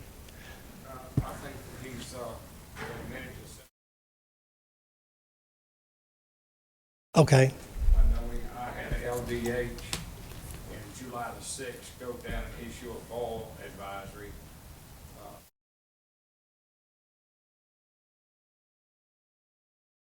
Right, right. Glad to help. If you could help, Chris, if you could come, maybe put something together I'll to check into that. give us some kind of direction of where to go from here. In the meantime, if you work on your end, try to get somebody to maybe report back to the council in a couple of months of some action, the plan you're taking. I mean, I don't know what else to say, Mr. Tyler. But if you could maybe bring, with Randy's permission and get with your boss and your boss's boss and say, red flag emergency Maurepas, or however you say it. But we need some help. We need some help down in Maurepas, if you would. So. All right, yes, sir. And I don't, if with nothing else to say, I mean, this has been going on for a while. I was just going to say this, we can call our public service commissioner. I talk to him often and just ask him if he can work with them. Well, if you'll do that I'll for do that. Shane as I'll well, do that. and then maybe if you'll plan on getting back on the agenda in a month and give us something, we could hold. So I have a meeting with Owen and White to discuss all our projects. Today's Thursday, tomorrow, to discuss a lot of these projects. Well, And make I can- Livingston Parish your top priority. if you Yes, would. so we can discuss these projects, and I can hopefully provide, I will provide a update. When is y'all's next council meeting? August 10th. 2 weeks? 10th, Sandy? August 10th. August the 10th. Okay. And we can be present for that meeting. Yes, sir. Thank you so much. Yes, sir. All right. Hey, thank you, Tyler. Appreciate you, son, coming. Oh, got public comment, huh? What's that? All right. Let's do, Hey, I'm sorry to, No, sorry, go ahead. sorry to interrupt you, but look, we got people here that came to bring bottles of water to give to this man, and we wasting their time to come up here if we're not going to give the man the bottles of water to take back with him to get tested. I'm sorry to be rude, Mr. John, but well, you know what, Mr. Tyler, would you please take these bottles of water and I mean, Gerald, Let him speak, John. wanna Give see. him- Okay, let is someone him here to speak. speak? Yeah, I got mean- somebody speak over here. I tell you what, let's whole call on a audience. couple people, Mr. Tyler, if you'll just have a seat for a minute and, go ahead. Come on, bro, up to the microphone, give us your name and address. I'm Jill Shoemaker. I'm at, my camp is at 22445 Shorty Burke Road, and I've only been there for a year. We've heard from them also, like they said, oh, well, the pipes on our side was corroded or whatever. I guarantee you, everything in my camp is brand new, and it's not from our pipes. There's other people here that's lived there a lot longer than I have, and, I mean, this has just been going on way longer than they've got purchased the company. But, I mean, y'all pretty much covered everything, and I appreciate it, and. So you're saying Yeah. the issue is there before they purchased the company? Yeah, it's, from my understanding, it's been like 20-plus years, but now since they've purchased the company, I mean, they know the issues, and like, even the customer service, like, Joel Boy and the rest of y'all have stated that it's terrible. Like, I have had where we called in, and she's very rude, very quick. She's even said that they've never had a complaint down there, and I know they've had several complaints.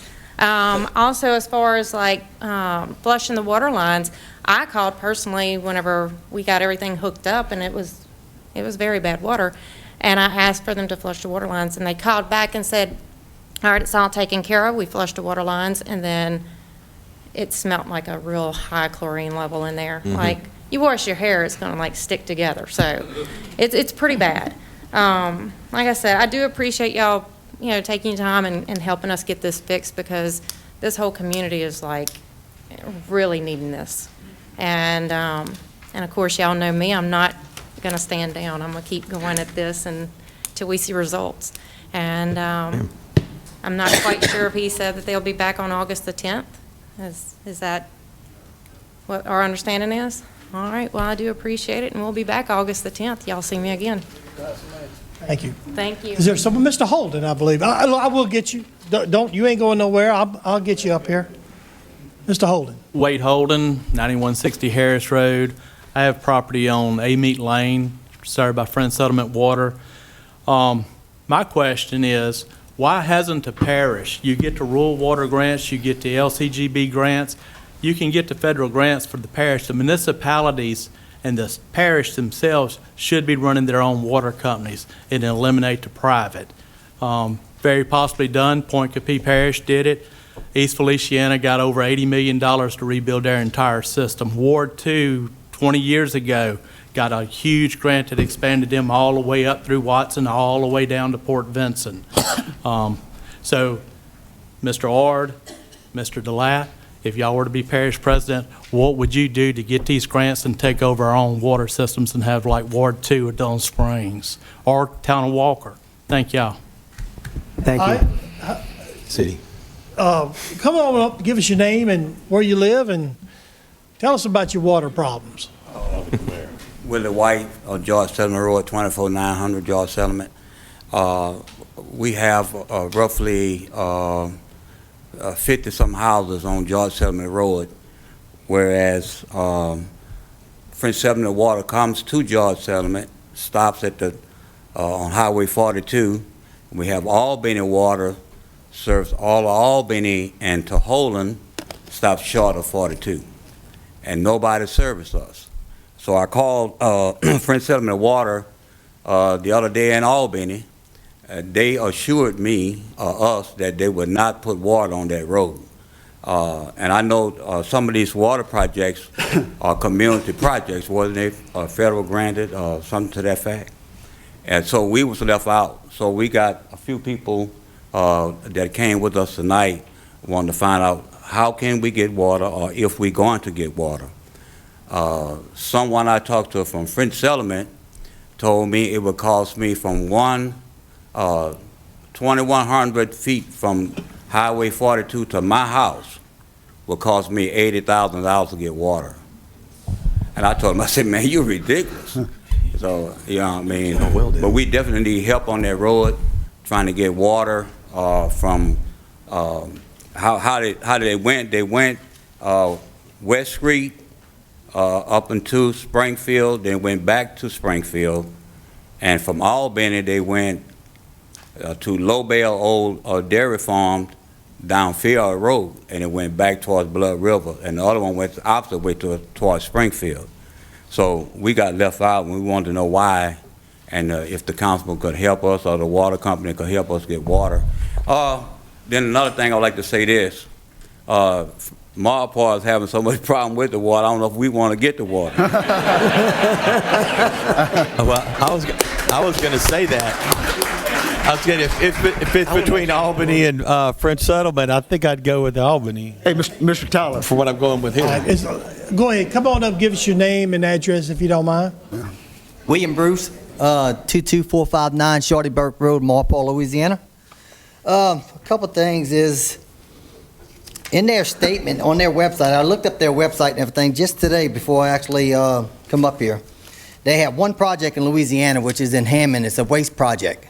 It's $375,000 they actually spending on a generator over there in that system. Other than that, their system doesn't show anything else being done in Louisiana or has done.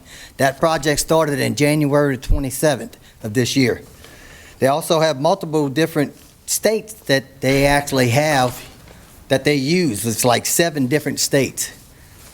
One state being in particular, Texas.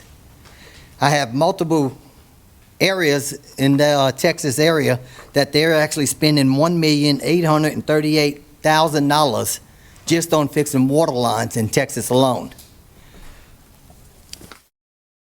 On their statements, on their, I'm going to have to put my glasses on for these. On their customer welcome deal, Southwest Water Company team, we are thrilled to welcome you. We take pride in delivering the world's most valuable resource, water, directly to your home and business. They also have another statement in here. The lifespan of materials used during the time now have age and or due need of repair or replacement. By upgrading or maintaining our infrastructure, we can help prevent future damages. That's stuff that mentioned in their website that obviously we know in Maupaw is not happening. Where's another section that?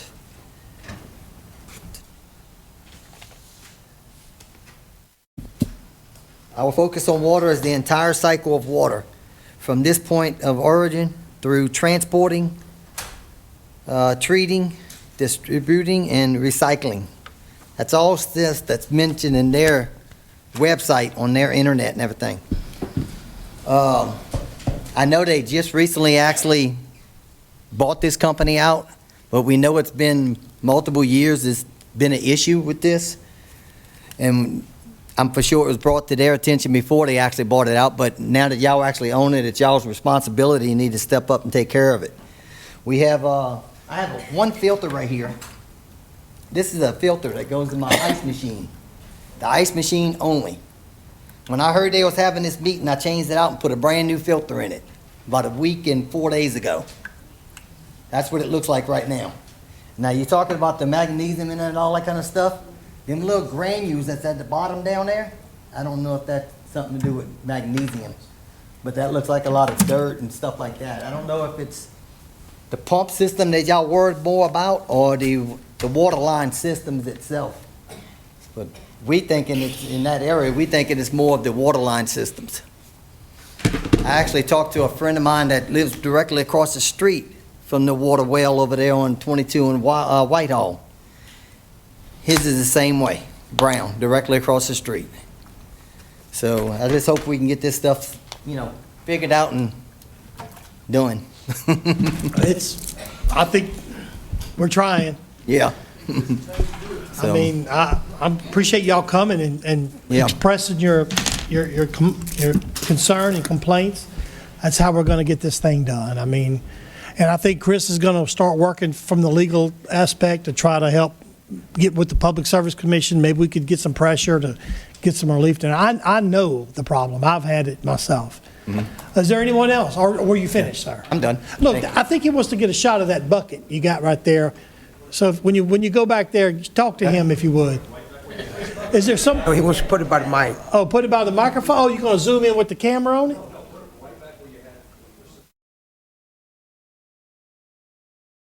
Auto for us, William. Oh, one second.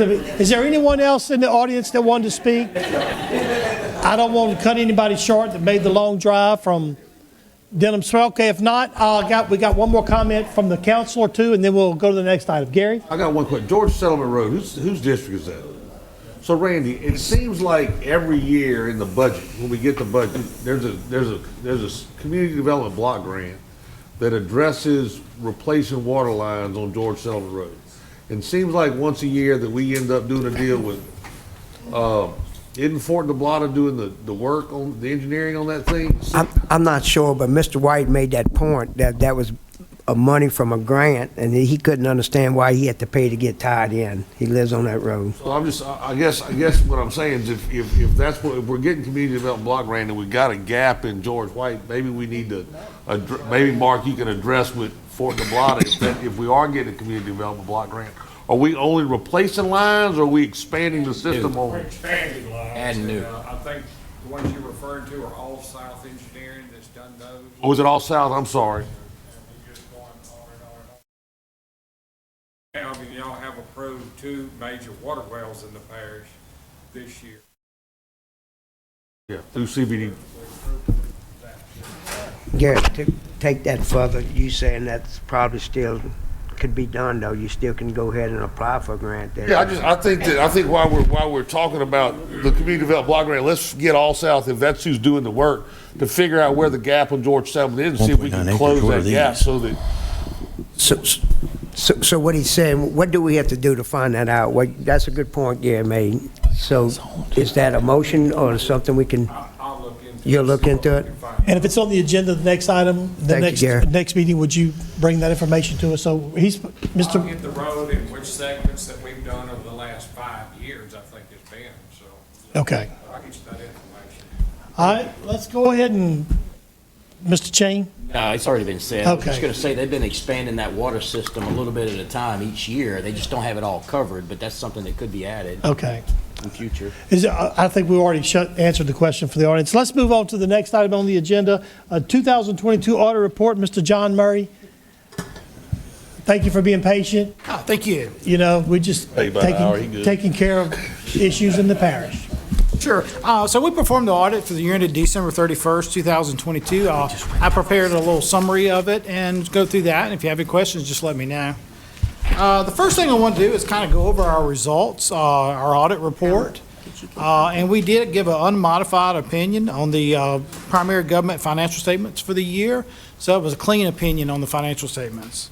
Now, just to note one thing, you know, the audit that we do is just the Livingston Parish Council, so it does not include like all the fire districts, recreation districts, and so forth. So that is noted in our report as well. It does cover administration, though, right? It covers everything with the council, so, but not the component units. We also, in accordance with government auditing standards, we have to do certain tests of y'all's controls. We obtain an understanding of y'all's controls, and we also have to report on that. And we do test of y'all's compliance with state laws as well. And so just to kind of summarize on that, we didn't identify any compliance findings this year, and we didn't identify any deficiencies in internal control related to the audit. A big part of the audit is that y'all receive a lot of federal funds, so we do an audit of y'all's federal compliance with those major program requirements. And so our report on that was also unmodified, clean opinion. So we basically determined that y'all complied with the programs that we tested, which this year we had to test 4 different programs, including Emergency Watershed Protection Program, the Flood Mitigation Assistance, and Coronavirus Fiscal Recovery Grant as well. Just kind of go through a little bit of the highlights for the financials. With governmental entities, there's 2 different perspectives. There's the government-wide, which is a full accrual perspective, includes all your capital assets, net of depreciation, also includes all your debt and long-term liabilities. And so kind of just go over the balance sheet for that.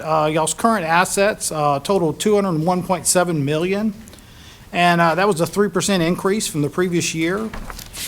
Your capital assets net of depreciation was $97.6 million.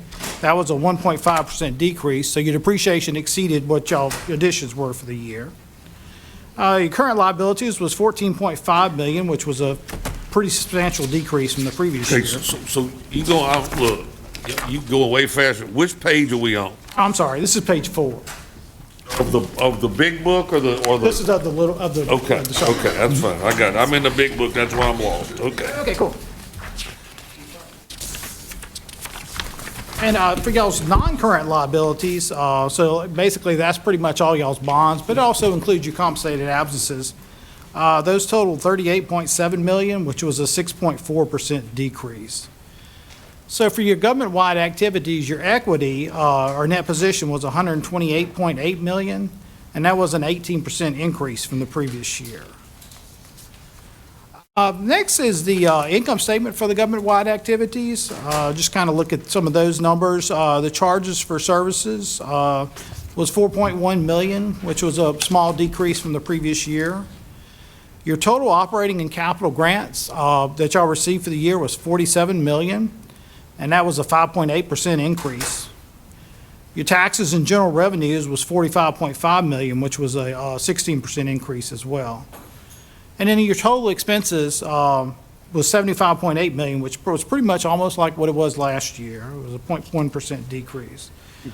So your bottom line number for the government-wide activities was a positive change in net position of $19.8 million for the year. I've got a couple. I'm sorry. Go ahead. So is that an increase in cash?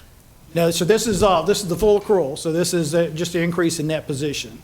So this is not cash. So it includes all your receivables, includes all your fixed assets, and also like all your debt and so forth. Okay, yeah, but we talked about revenues of $92.5 million with expenses of 75. So there's a difference of 7, and then you got the charges, but that's a difference of 22 million right there, isn't it? Yeah. So if you want to go to the book, it's on page. Let's see. It'll be on page 18. And so that kind of gives you a little bit more detail there. It shows like, you know, basically starts with your expenses, which was 75.8 million. Then you had your charges for services and those operating and capital grants. So that gave you a net expense of 24.5 million. And then your general revenues, which included all your taxes, and was a total of 44.5 million there. So it was a positive change in net position of 19.8 million. Now, again, that's full accrual, so that's not on a cash basis there. Okay. That's on the accrual basis. That's what. Yes, sir. If you want to look on the fund basis, those numbers begin on page 20. And if you want to look at the income statement for that, You gonna get to that later in your presentation, or do you want to? Is this the time to go to it? I could do that right now if you want. I was gonna, yeah. So I mean, if you want to look at the like the cash balances, that's on page 20 and 21 there, which also includes all your other accruals and due froms and so forth. And you can see the general fund had total assets of 26.3 million. And of that, about 8.2 was pool cash and other funds, and then also you had some investments. And so your liabilities for the general fund was 1.7 million, and so your fund balance was 24.6 million for the general fund there. Coronavirus fiscal recovery had total assets of 21.3 million, which that's all pretty much restricted cash. You had some deferred inflows related to unused grant proceeds. And so your fund balance on that one was 55,000. Jail sales tax had total assets of 3.4 million, liabilities of 6.8, and it had a deficit of 3.4 million. The road fund had total assets of 33.34 million and liabilities of 5.5, and the fund balance was 28.5. And the Office of Emergency Preparedness had 15.8 million in assets, and then liabilities of 13.9, and fund balance of 1.9. So if you're going to turn to page 24 and 25, that's the fund basis income statement. So that kind of compares, you know, kind of shows what those funds did for the year. And you can see the general fund had total positive change in fund balance of 30.6 million. The coronavirus fiscal recovery is about zeroed out because as y'all use the money, it's recorded as revenue. The jail sales tax fund had a positive change in fund balance of 3.5 million. So it reduced that deficit down to the 3.4 million, which we've talked about that before. That jail sales tax had a deficit fund balance, and as y'all are collecting that tax, it's reducing that fund balance. So we reduced the jail fund deficit by half in 1 year? Yes, sir. By not having to pay the bonds? By not paying So the bonds. basically, the jail fund after, in theory, In theory, for next year the you should- 2023 audit should show that it's close to being flush. Yes, if it, you know, everything occurred like it did this year, that would be the case. And in the road fund there, you can see you had total revenue, change in fund balance, positive change in fund balance of 8.6 million there. And the OEP had a small negative change in fund balance of 282,000. So if you look at all your funds combined, that was a total positive change in fund balance of 15.5 million. Does that help in that regard, or? I mean, I was concerned, I was curious about the jail. I mean, typically, we know that if the jail fund is short 7 million, that money came from some other pool cash situation. So I'm trying to figure out how's our cash, because in the past, we've had the ability we've had to pass on grants because we were cash poor. Because if we're upside down 7 million in the jail fund, that cash that replaced that came from some other pool fund. So some other fund, you know, had to offset that deficit. So even though we might be positive in the aspect of where to be able to go get a grant, we had used the money to offset a deficit somewhere. So I'm trying to figure out where's our cash position with respect to where we used to be over, you know, dude, we came here 7.5 years ago, we were broke. I mean, we couldn't do any, remember one year we didn't even do any roads. We didn't have any money. So I'm trying to figure out where we are with respect to our cash position so that if something came up, God forbid hurricane season's coming, where are we at this year with respect to where we've been in the past? Okay, so if you look on page 20 then, just kind of look at those first two lines, is the cash and the pooled cash and other funds.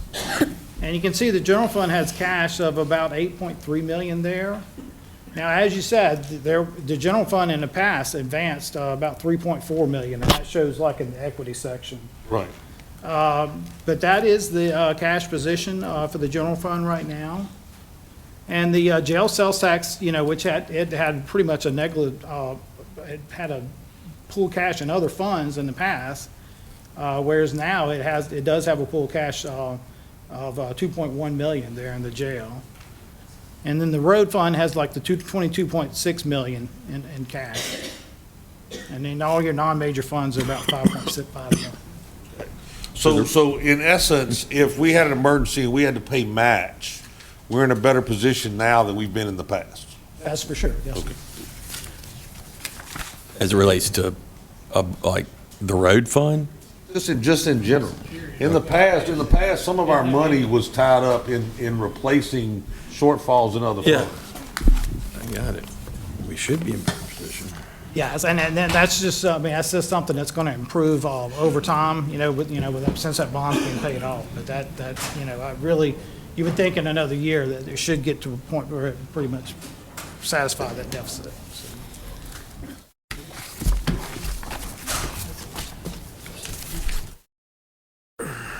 I do have, kind of went over the fund basis financial statements.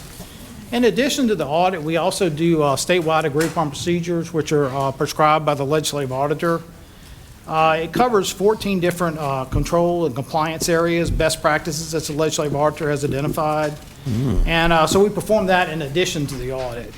And if you look on page 10 of the little handout, I do kind of have the, agreed upon procedures. We basically perform what they tell us to do, and then we report on that. And we just had 3 exceptions this year, and just kind of identify those.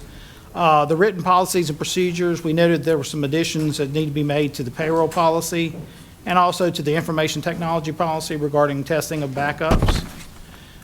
We had ethics. 2 of the 5 employees, officials that we tested did not take the annual ethics training that's required by the state. And then we had there's a new requirement related to prevention of sexual harassment, and we noted 1 out of 5 employees did not take that. But as over, testing all of those 14 different things, that was the 3 exceptions we had related to that.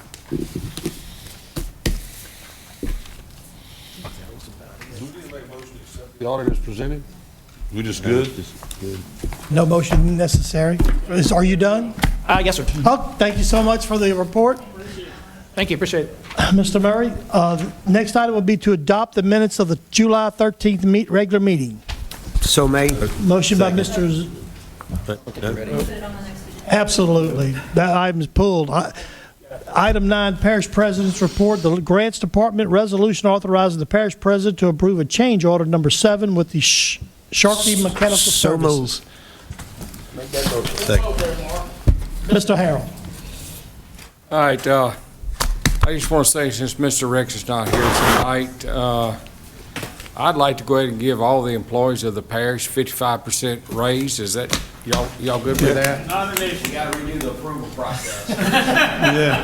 Always something. Now, on Sharkey Mechanical, there were a few things that you did approve that they couldn't get done because it's not available any longer, so we revamped it. We do have some serious issues with the jail and a few things at the courthouse. The one chiller that's actually on the emergency generator to keep a few things in the courthouse going needs replacing. And then in the jail itself, we're having a lot of issues with moisture, and that's causing problems. So we're just asking for this change order. We haven't exceeded what we budgeted in the beginning, but to do a change order, I'm asking for a resolution. Right. So made. Motion by Mr. Delat, seconded by Hey. Mr. McMorris. Okay, I'm good with that. Okay. All in favor, say aye. Aye. Let's go ahead and do our vote on the computer when you're ready. And Motion carries. Mr. Harrell. And I'd like to say one more thing, if you don't mind. Mr. Harrell? Tuesday morning, Mr. Moody and I made a trip to the Capitol and had a very nice meeting. And we had a verbal obligation of LWI funding for $30 million. We should have the written commitment in the next 2 weeks. And then there's another $20 million I'm going to go after that we received in Region 9. So if we can get that 30 and the next 20, we can actually dredge the Ament River from Port Vincent south about 12 to 15 miles. And Dewberry has already done the study, and that's where the biggest impact is. So I just want to say we were blessed Tuesday. Thank you so much, Mark. That's because of Thank you so much. It's things like that that make this work. Yeah, thank y'all. Okay. Go ahead, Randy. I want to say, I'll catch you. Mr. Talbert's first in the queue. Go ahead, Mr. Gary.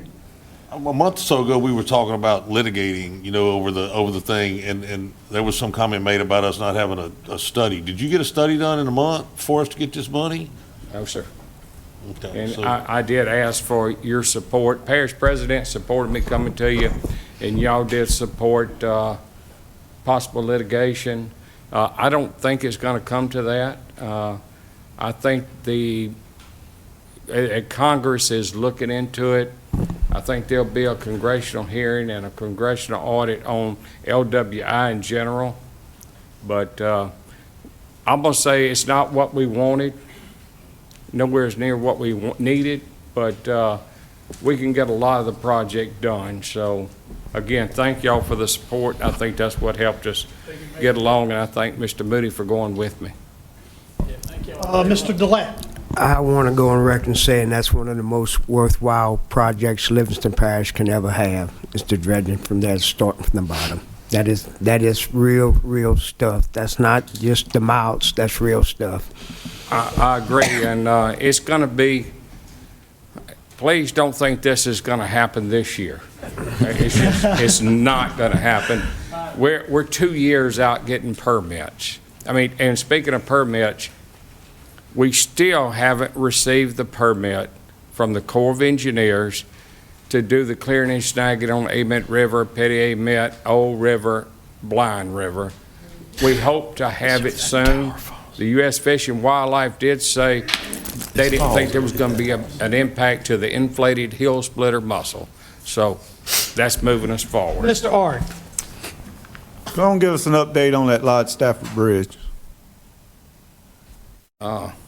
Bridge? No, I'm just joking. The bridge itself is in place. Some of the concrete barriers have been placed down the side.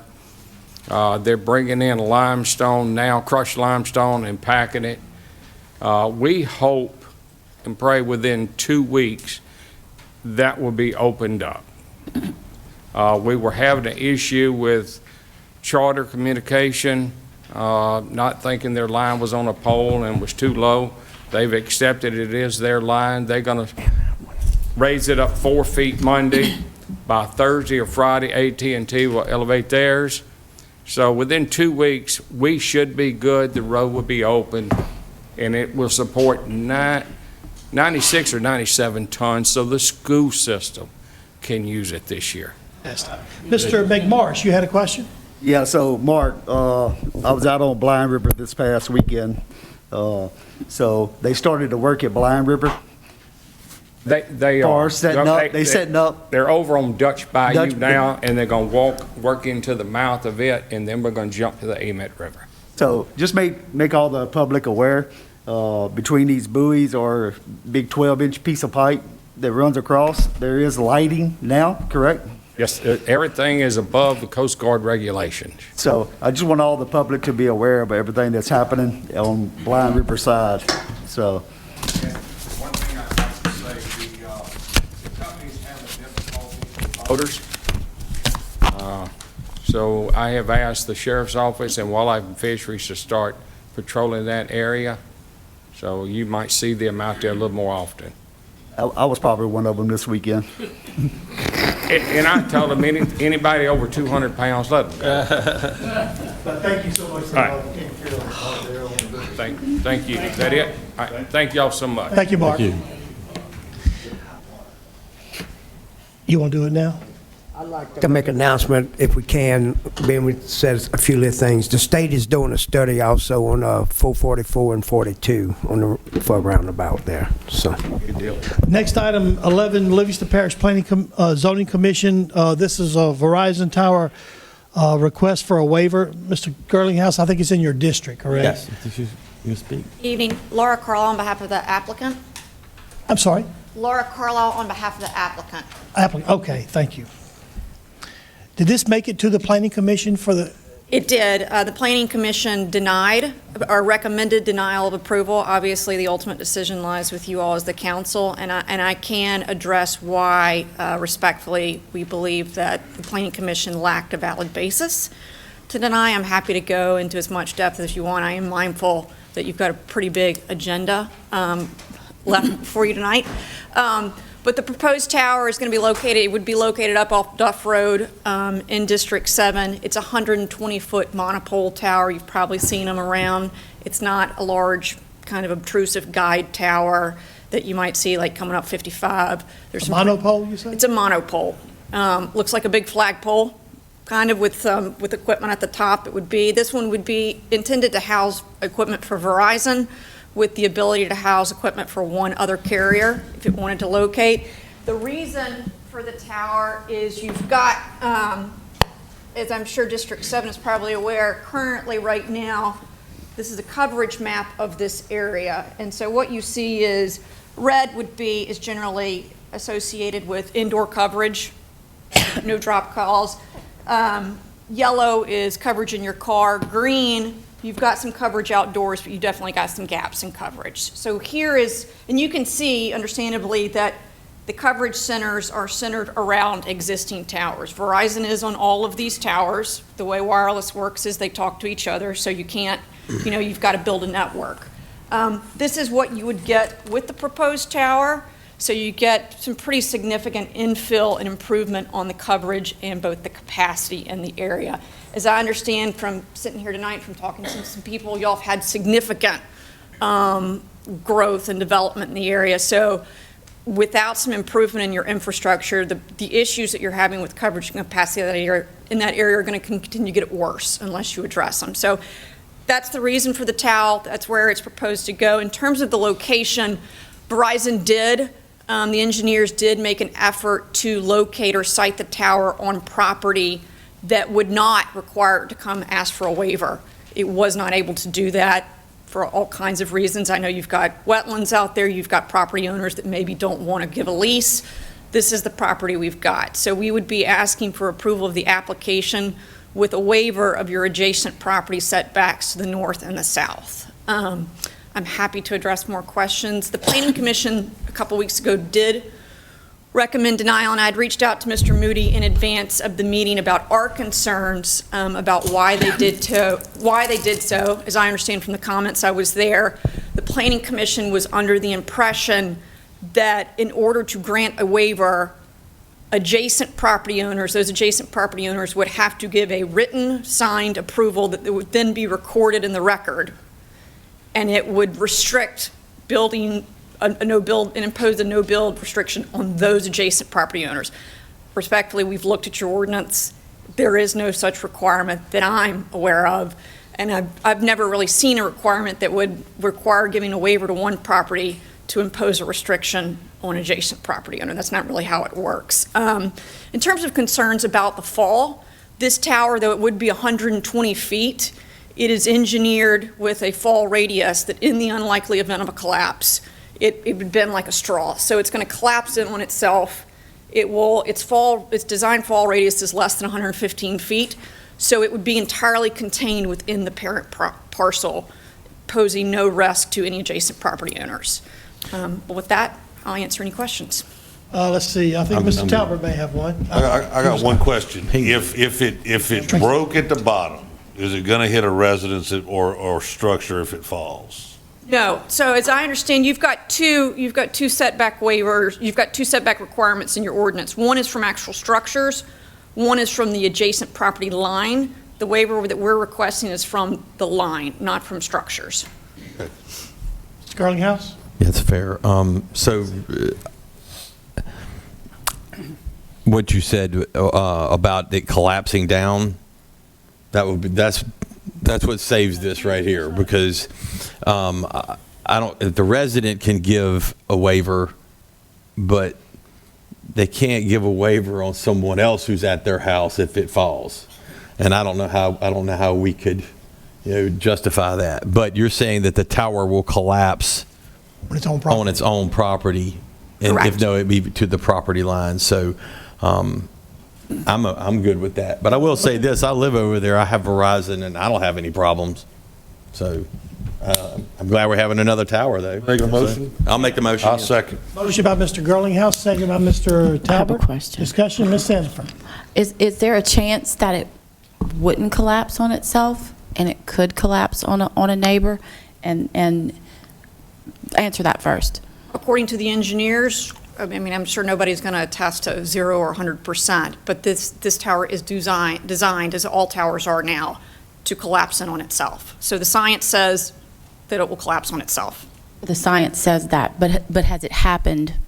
Could it topple over across the property line? So you need a waiver for, state what you need a waiver for again? For the property. Setback For the requirement property from the line. adjacent property line. Do you have letters from We do the not, property and owners? that's what the Planning Commission denied it based on. But our concern with that, as I discussed with Mr. Moody, is your ordinance doesn't require letters. And so it doesn't require them, so we shouldn't be able to deny it. But it also, I'm a lawyer, so this is coming. It doesn't mean it as a threat. Denying the tower based on a requirement that's not actually in your code would subject the jurisdiction to a potential federal claim under the Telecommunications Act. So that was our concern. Well, Mr. Mack. I didn't mean to cut you off. Are you done? Go ahead. Oh, I do want to hear.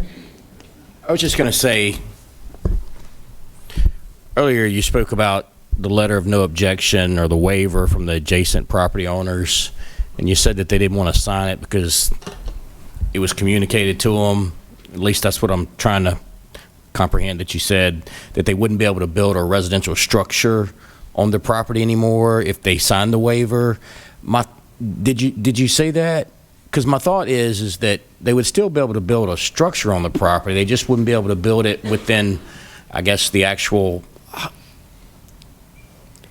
fall height of the tower. Right, so I'm glad you brought that up. So let's back up. So when this originally came to the Planning Commission last year, this piece about the letters came up. So we had Site Act people go back out. They spoke to those northern and southern property neighbors, and they said, do you have any objection? They said no. I think there was a concern about a gate and some drainage. We addressed those issues. They said, no, we don't have any objection. Well, can you sign a letter? Sure, we'll sign a letter. But then when it ultimately came time to sign a letter, people disappeared, which I understand. In terms of, but as we understand, there is no opposition and there's nobody here tonight. There was no member of the public in opposition at the Planning Commission meeting either a couple of weeks ago. The waiver, so the waiver under your code is a waiver of the setback requirement on the parent parcel. I'm not aware of why, I'm not clear as to why giving a waiver on a parent parcel would necessarily require a correlating additional setback on an adjacent property that's not already imposed. Does that make sense? It does, but I mean, if the tower was to fall not as designed and just fell straight over, and it did fall onto the other people's property, it would be good if they were aware that that would be a possibility and that they were okay with it, and I mean, would that be a good thing?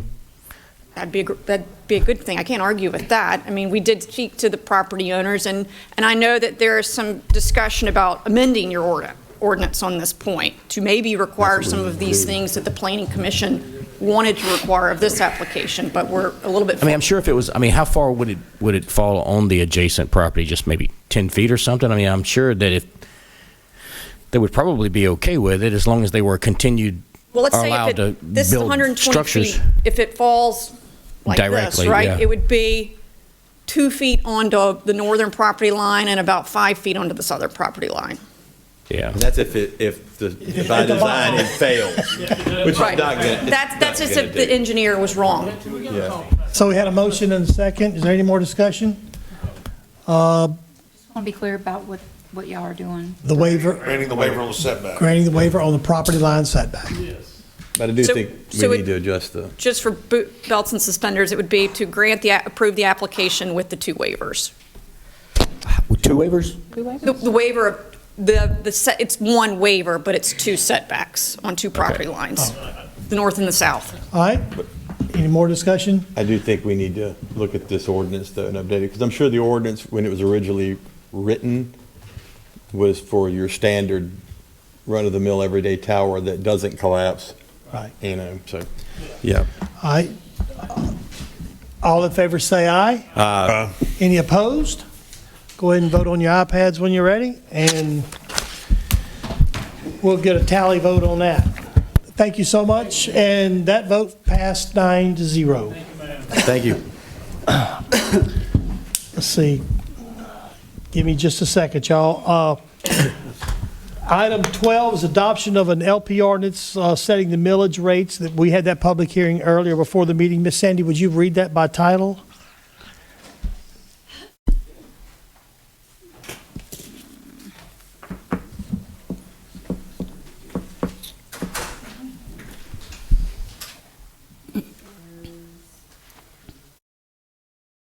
Ordinance setting the millage rates as adjusted for the tax year 2023.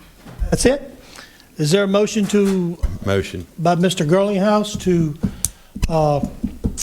introduce or to adopt that ordinance? Is there a second? Second. Second by Mr. Shane Mack. Any discussion? All in favor say aye. Aye. Any opposed? Go ahead and vote on your iPad. That will probably carry as well.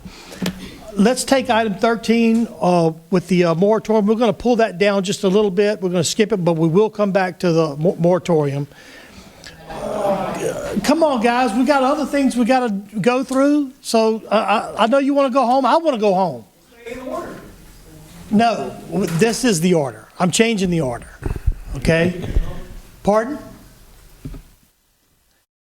Adopt a resolution, item 14, adopt a resolution to authorize a waiver of section 125, let's see, 125-37 minor subdivision to allow 7 lots on servitude. This is Mr. Talbot put this on the agenda. Yeah, the property owner's here. I think he would like to come speak to this matter before the council.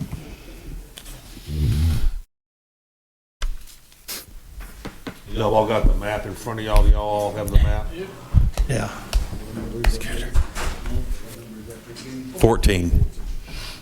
Hi, I'm Raymond Mullins, 20955 Walker South Road. Working for McLean Taylor, represent Mr. Messina. It's, sounding like when it says 7 on a servitude, but all we're doing is taking 1 lot and dividing it into 2. Both tracts are over an acre. There's a mobile home on the site. The homeowner wants to build a house on the property, cannot get mortgage with a mobile home on the site, so we want to divide out the mobile home out of the site so he can build a home. It's actually the second lot on the servitude. So it's like, that's the first lot, that's gonna be the second lot in the servitude.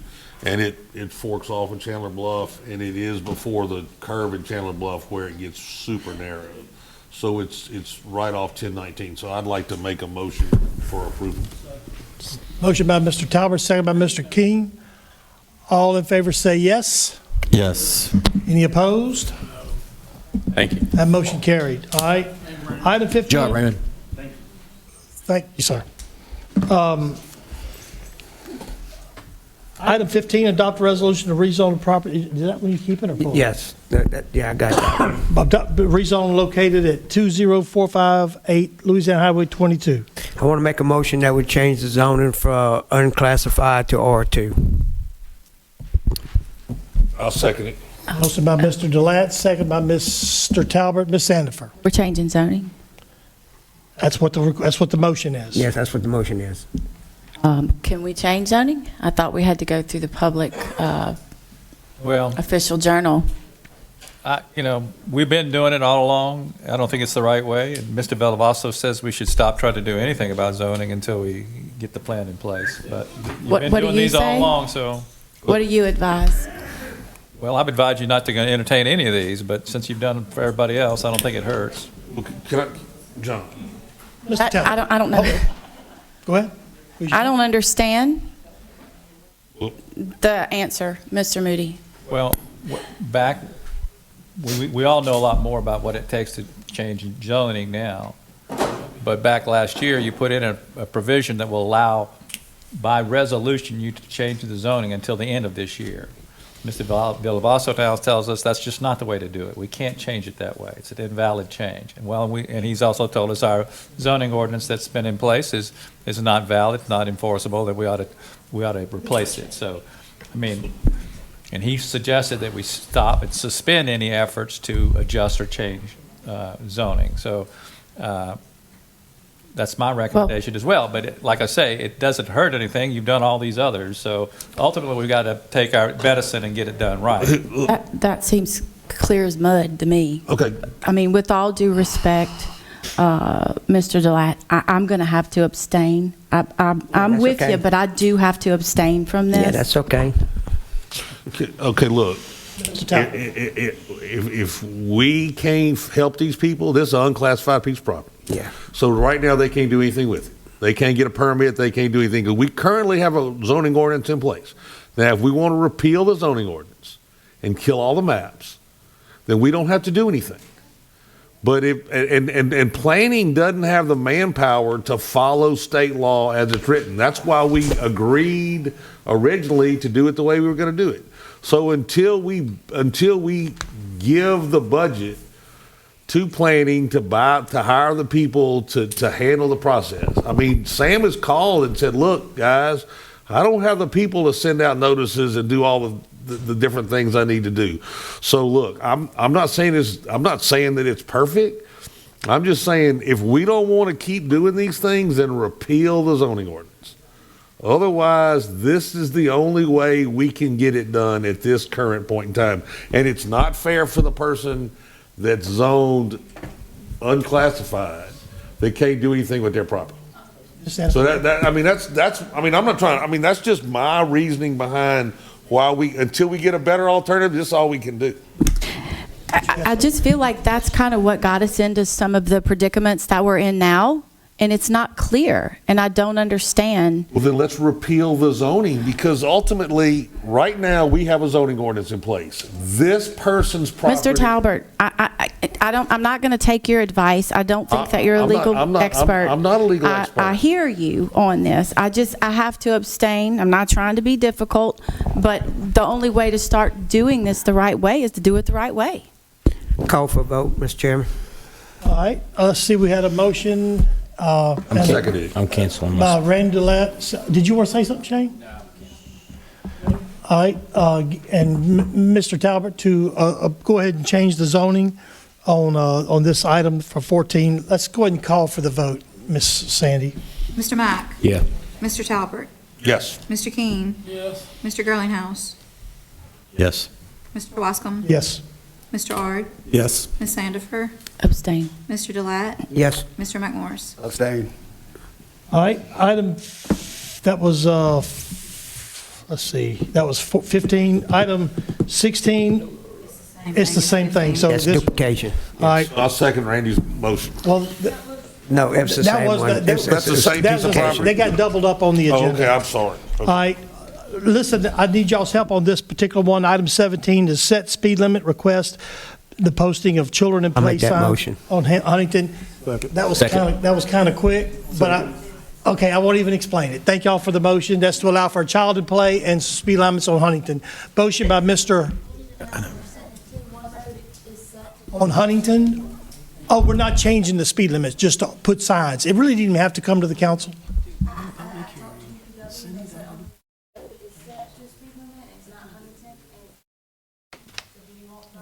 Yes, no, 20. 20, because there are other signs on other roads in that subdivision that say 20, so, but they just want a sign and a child at play sign. So if you could make that in the form of a motion, get it up, and we'll call for the vote real quick. Set the speed limit to 20 and put a sign, child at Yeah, play. right. For just Huntington or for the? Huntington is the one we want. Randy made the motion. Randy made the motion, and I think Jeff Ard seconded it. All in favor say yes? Yes. Any opposed? All right, that motion carried. And look, just to let y'all know, I'll tell you in a minute why we moved the moratorium toward the end. You won't be disappointed. That's all I'm saying. Just give me a second. Next item is it's a presentation regarding Sutton Lane. Mr. Roger Sutton. My name's Roger Sutton. I live at 31681 Old River Road. And I got a little story to say here, just take me about a few minutes. I know y'all in a hurry. Thank you. I got some people chomping at the bit. I know it. But back in the day, we had a little gravel road called, it wasn't nothing, it was a gravel road. We come in here, and through making things short, we moved the road to a property line the Barber Brothers set up. The parish never did nothing until the snake in the grass. The people, my uncle sold his house in the back. The people did not have a way to get out. So this Polish German got with them. I didn't know nothing about business. I'm not a businessman.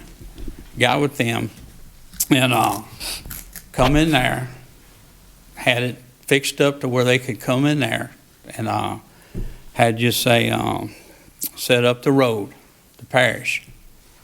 Alan Favorn set it up. Nobody talked to us. Nobody.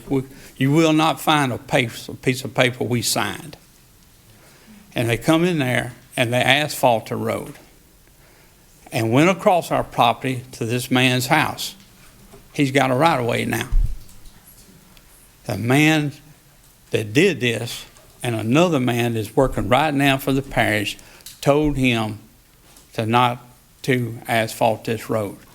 Making the short story short, right now, I got 50 to 60, 30, 40 trucks a day come by my house. I got an 87-year-old lady, 3 handicaps that live off this road. The dust is unbelievable. It could rain right now, and the trucks come through tomorrow. It's dust again. You have a 1/4 inch to 2 inches of dust. This asphalt is white, pure white. I try to get Sam and them to put an idle zone through there. Sheriff's Department can't handle an idle zone. Why not? They do it on the river. You know, we're tired of the dust. I can set this business down if I want to. But I told the man, this is between me and the parish. I can go back behind his place and put a gate up. I don't have no contracts with nobody in this parish, no state, no nothing. All I want to do is the parish to fix this road, blacktop it, get the dust off of it, whatever it takes. Because we're tired of eating dust, bottom line. And you just figure y'all's house, if I come through there and put a road beside your house, don't ask you, don't do nothing, and then I have 40 to 60 trucks come by your house every day, then what you gonna say? You know, all I'm asking for is help. That's the bottom line. I just want to get this dust off this road, take this 15-mile-an-hour sign, throw it away, put me some idle signs up there. If they don't, I can cut them off from going in the back in a heartbeat. My family property will cut them off, but I don't want to do that.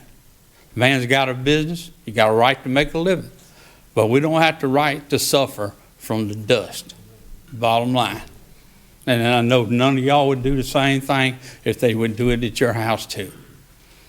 You know, I've had trucks come in at 4 o'clock in the morning and they kind of tailed off of that a little bit. I got people that respect me and will come through there and idle. Then you got the ones that will not do it. And if I catch them in the back, they won't be allowed to come back through. But I just ask for y'all's help, that's it. Sam and them, I clean my hands with Sam and them. I thought they would, and Mr. Mark Harrell, I thought they would help. I'm sorry, I don't go that way no more. Okay, so Go ahead, Ms. Talbot. is this a parish road or not? Well, Mr. Talbot, to me, I had my land surveyed off. The first 310 feet of this road is on my land. I have paid taxes on this for 20-something years.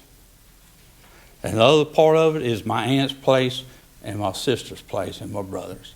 All I'm asking for, they say it's a parish road because of all this, I done got paperwork, I done got stuff. Well, we cut the grass in it on 2006. We cut the grass. It ain't no grass to cut there. Ride down my road. Y'all ride down my road and take a look. You know. Where is your road? Sutton Road. Sutton Lane, off of Old River Road. So, look, I know they make chemicals that you can spray on dust roads to kill the dust. Can we by resolution ask DPW to look at spraying the road to see? Look, water when it's hot outside, you can't water the road and keep the dust down. So we could ask DPW to spray the road. There's actually when Barber Brothers was there, and I'm gonna tell you how good they were. They put this road down, which the parish claimed it later. They watered that road every morning and every evening, like clockwork. We never had no conflict or nothing. Since this parish road was taken over by the parish, it ain't been nothing but conflict. But look, as the rock content of a gravel road decreases, the dust going to increase. So we need to look at what we can do as a parish to adjust this if it's really our road. So, we probably ought to ask DPW to look at spraying it with a chemical that'll decrease the dust, or either putting pressure. Can you talk to DPW about that? I hadn't talked to them, but we as a resolution could ask them. I think the council needs to do it as a resolution. Go ahead and make it. Okay, I'll make a resolution that we ask and send it to DPW, ask them to investigate the possibility of chemical spray. And there's a company in Port Allen that does this. It wholly doesn't cost a lot of money at all. I know one time I've seen this stuff, they use salt water, and that ain't worth a hoot. Because I got a then question. you got your trucks and cars and stuff. Can I get a second on that? A motion by Mr. Delant, second by Mr. Girlinghouse. Second, that's Girlinghouse fine. For asking the DPW to use some chemical. Did you have something you wanted I did. Mr. Sutton, you said that the road was paved? Yeah. Who paved it? The parish paved it? It went through the parish. I couldn't tell you the name. I know I got a paperwork. So it's a parish paved road maintained by the parish? Way back in. I was just going to say, add to the motion, they take a look at it and put it on the road priority list to, prioritize it, maybe possibly get it overlaid. If it's not that long, the 300-foot road, It's sick. it might be less than $15,000 to overlay it. I don't know. The road that Mr. Allen Faber and them did, it's 648 feet straight. Yeah, it won't be that much to overlay that road. And I got mad. I was going to put a gate up. Then the lawyer said, I got through my lawyer, told me if I put a gate up, there's going to be consequences. Well, there's a gate back there, and they ain't never sent them a letter. Ain't never. And the businessman in the back might pay half. You never know. So I understand the man, because the man's protecting his equipment and all. You want to add that to your motion? Yeah, I can do it. Is that what you're asking? Yeah, that's what I'm asking you to You do. had a motion by Mr. Delant, second by Mr. Girlinghouse, and did you get that? I thank y'all. Okay, and just call for the vote? Okay, I just want to make sure what you're doing is you're requesting DPW to investigate spraying chemicals to control the dust on Sutton Road, and also Shane had wanted to add, to priority list.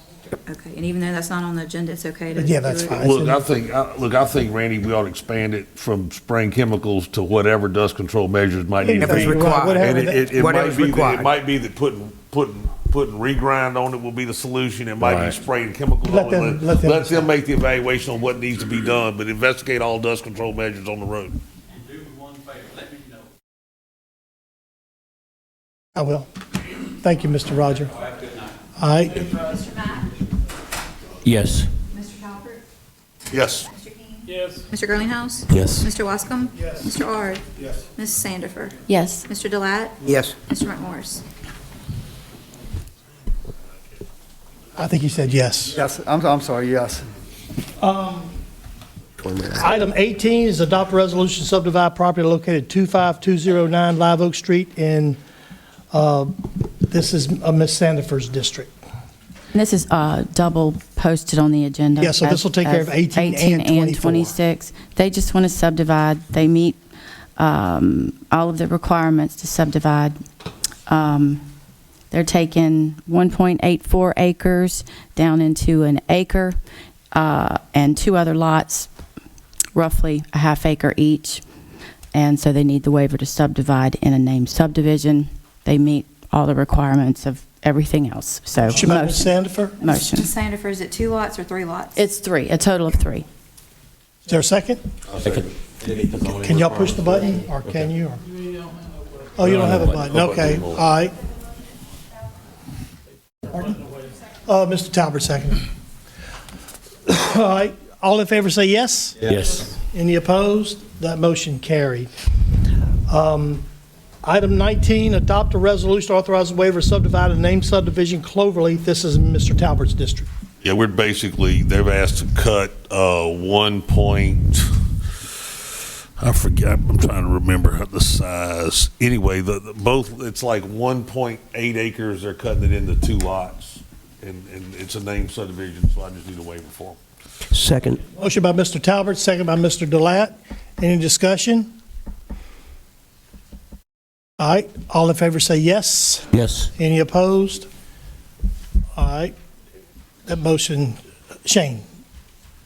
All right, let's see, item 20, adopt a resolution to authorize the waiver of section 12537, minor subdivision, allows 6 lots on a servitude, Mr. Talbert, Ruby Moore Road. This is an old paintball facility on Ruby Moore Road. It's, I think all these lots are going to be over 2 acres apiece. It's like 11-acre tract, and they're putting 4 more lots on it.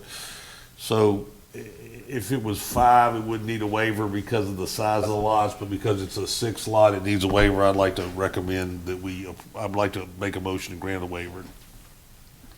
Motion by Mr. Talbert, second by Mr. Girlinghouse. All in favor say yes. Yes. All right. Here, what item was that again? That was 20, so we're on 21 now. 21. Aaron, did you vote on that one? Sorry. That motion carried, I believe, yes. Item 21, adopt a resolution for a waiver to subdivide a named subdivision Perkins Road. This is in Mr. Scooter Keen's district. Yeah, I was contacted by someone, just wants to, this thing ain't working. Oh, well. Contacted by someone, he just wanted to split it in half. And it's same mess, it's in a named subdivision, but it's not in a subdivision. Is that a motion by Mr. King? Yes. Is there a second? I'll second it. All right, seconded by Mr. Talbert. All in favor say yes. Yes. Any opposed? All right, that motion, I believe, carries as well. Item 22, approve a third, who's not voting on that? Okay. Approve a third address variance for parcel 0142406 consisting of 20 acres located on Payne Alley Road, Mr. Mack's district. Yeah, Mr. Buddy Payne, they've owned this property for a long, long time. He's got a son. He wants to build some type of shed and build it to the building code where he can live in there on his dad's property, and he needs a separate address. He's got an aunt that's already living. This would be like a third address for this 1 20-acre piece of property. So I'd like to make the motion. Motion by Mr. Shane Mack, seconded by Mr. Talbert. All in favor say yes. Yes. Any opposed? That motion carries. Majority. Item 23, adopt or authorize to waiver a number of lots on a servitude with for 17265 Murphy Lane. This is Mr. McMorris. So this is for Mr. Willie. So we want to ask for the waiver. Seth, you want to come up here and let's discuss this one real quick? Seth Mosby, BEI surveying 16709 Amy Lane, French Settlement. This is for Mr. Willie Mathern right there in French Settlement off of Murphy Lane. Murphy Lane is a existing servitude gravel road. The road dead ends on this man's property, so there's no lots past it that would be coming off this gravel road, and he's trying to create those 2 tracks for his kids. I second it. Motion by Mr. McMorris, second by Mr. Delat. Thank y'all. Any discussion? All in favor say yes. Yes. All right, that motion carries. All right, and this will be the last one before we get into, 24 is a duplicate. yeah, 24 was a duplicate, so this is the last one coming. Amend council office policy and procedure addendums, agenda and addendums, Shane Mack. This Yeah, I comes think we to can do this with a resolution, can't we? Yes. Yeah. So basically what this is we're going to change our policy and procedure manual to allow us to do addendums in the future. We've been doing them. We never stopped. We really should be practicing, what the rule book says. And that's one modification. The other one was just letting everybody know the council agendas are required to be published 48 hours in advance, but if we have a special meeting called, that's only a 24-hour notice. And so that's basically, to the best of my knowledge, the two changes. I'd like to make a motion, we pass a resolution to change the policy and procedure manual to allow for that. And, Saying what, 9, no ordinance shall be placed on the agenda through any committee. Oh, yeah, I forgot about that one. You're right. Thank you for reminding me about that. So we put in our policy and procedure manual that you couldn't place a introduction to an ordinance on the council agenda without going through the ordinance committee. That shouldn't be. I can't remember why we did that or how we did that. I just think that was a mistake, and I think that we need to reverse that. And because not all of them need to go through. Some of them need to go through because they take a lot of discussion and a lot of work, And so that needs to be changed too. Got a motion by Mr. That's the Shane motion. Mack? Yeah. Why? Is there a second? I'll second it. Second by Mr. Jeff Ard. Any more discussion on that? All in favor say yes? Yes. Any opposed? That motion carries. Unanimous. Let's see, that was 25. Real quick, 26 Finance Committee reports? No report. No report. Ordinance Committee, let's see. Yeah, did you want to do a telecommunication report out of the Okay, Ordinance I can Committee? say something to that. So we discussed this in the ordinance committee meeting the other day, but I think what needs to happen here is we need to defer this to the next council meeting because I need to go sit down and talk to Sam and Natalie in the planning department. Go ahead, Gary. There was 2 modifications. There's 2 modifications. One of them, look, here's the deal. If we defer this, Okay. then Ward 2 gonna get in the bind. I'm gonna come here with a whole list of waivers. Okay, so let's move forward with on his monopole. modification, and then we'll go talk to Sam about the other modifications. So we need to introduce it, Right. but we're gonna Let's have go ahead to and do we're gonna that. have to amend it. So, but I don't want to slow it up the deal because That's we fine. got to get the monopole. Yep. Single-use monopoles less than 100 feet need to get done. Sandy, you want to read this by title so we can introduce it tonight? Yeah. Yes, sir. Can I clarify which wording that we should? Shane's wording's fine. The Shane's wording, Shane's part of the J wording is good, Sandy. Okay. Thank you. Wonderful. Okay, this is going to be proposed ordinance 23-28. And it's an ordinance to amend Chapter 130 Telecommunications by amending Section 130-1, Part 1C, Section 130-1, Part 19, and Section 130-1, Part 21, Regulation of Telecommunication Towers to include commercial developments in the setback requirements and provisions for waivers from adjacent property owners, and adding Section 130-1, Part 1J for the provision of single-use monopoles of the Code of Ordinances of Livingston Parish. And the public hearing will be held on August the 10th at 6 p.m. All right, Now, as I understand this, we're gonna have to have the public hearing, then amend all the other stuff. Well, out. this is just an introduction, so we don't really need to amend. The other part straight in time, that we don't have to amend it out.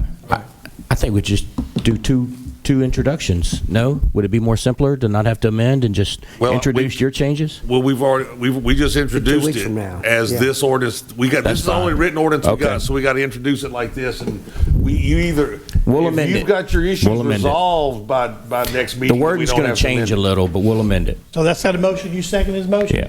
Motion seconded by Mr. Talbot. All in favor say yes. Yes. All right, that motion, I believe, is going to carry. Yes, it did. Let's see. 20, let's see, that was 26B. Let's go, 27, Mr. Girlinghouse. This was the introduction of ordinance amending Chapter 117 zoning, changing development regulations for district map by deleting Part D. Yeah, essentially, I know that Talk, Mr. Mike. Salmon reached out to us and said that, they didn't have the personnel to do this. But I think I want to introduce it anyway, so we can, we can always table it later. I just want to introduce it so we can put it in place. Part D, for everyone knows, Part D says, notwithstanding the above, during the initial 365-day transition period, for the implementation of zonings, the council may change the zoning of a particular property or properties at the request of the owner, planning and zoning commission, or the council person by a resolution offered by any council meeting, at any council meeting, which is what we just did. I think if we decide to keep, if in this I think type it's a of good things, if move, we do Tracy. It really is. it'll be moot. If not, if we decide to roll with this, That's a good then this needs to be changed. So I'm going to motion. Motion by Mr. Girlinghouse. Can I read it? Pardon? Can I read it? Yes, read that, Okay, this please. will be proposed ordinance 23-29. It's an ordinance to amend Chapter 117 zoning, Section 117-50, amendments or changes to the development regulations or district map by deleting Part D in and for the parish of Livingston, and the public hearing will be August 10th at 6 p.m. Thank you. All right, is there a second? Well, I'll second. Seconded by Mr. Jeff R. Okay. Are you okay? Whoever you want to push. Ms. Sandifer, you had a... I just need clarity again on this Well, I think what- zoning stuff. I'm so sorry, but I have to Okay, ask. so what's the question? What is How this? can we change anything like that right now without going through the public hearing process, the 3 weeks in the official journal? Not trying to hold you up. I just think that this is... This is going to require... Because we're not changing zoning, we're changing the policy. Okay. Yeah, it's not a zoning Just taking change. something out Yeah. that we should have never done. We should never put that in there, Yeah. according to Bill of Rights. Okay, I'm just going to abstain. Okay, that's fine. I just, all right. All right, Look, we have I'm a not motion even by sure, I'm not even Tracy, saying we're going to do it. We Second. just need to put it in there. by Jeff R. Producing it, so we don't. Okay, we don't okay. technically have to vote. You want to call for the vote, please? Mr. Mack? Yes. Mr. Talbert? Yes. Mr. King? Yes. Mr. Girlinghouse? Yes. Mr. Wascom? Yes. Mr. Ard? Yes. Ms. Sandifer? Fine. Mr. Delat? Yes. Mr. McMorris? All right, this will be the last one before the moratorium. Introduction of ordinance, amend section 125, 137, prohibition restrictions of use, deleting part 3, mandating permits for mobile home applications. Mr. King put this on there. Do you want to pull this, Scooter, Shane, and try to get it Yeah, right? I think in the meeting, we talked about this in the ordinance committee meeting. I think we decided to we were going revert to, back to what we said at the beginning that Yeah. John had drawn, Work and it on would it take some care more. of the issue until we can come up with something better. I think we need to work on it a little bit more. Okay, This is let's something pull it. Sam Pull it asked for me to now. come by and talk to him No, about. it ain't a big deal. Okay. Yeah, that's what I said. It's All right. something we can work on in All right, let's go back to the moratorium item. That would be to, let's see, that was, at the top. okay, well, if Randy, you're going to make a motion.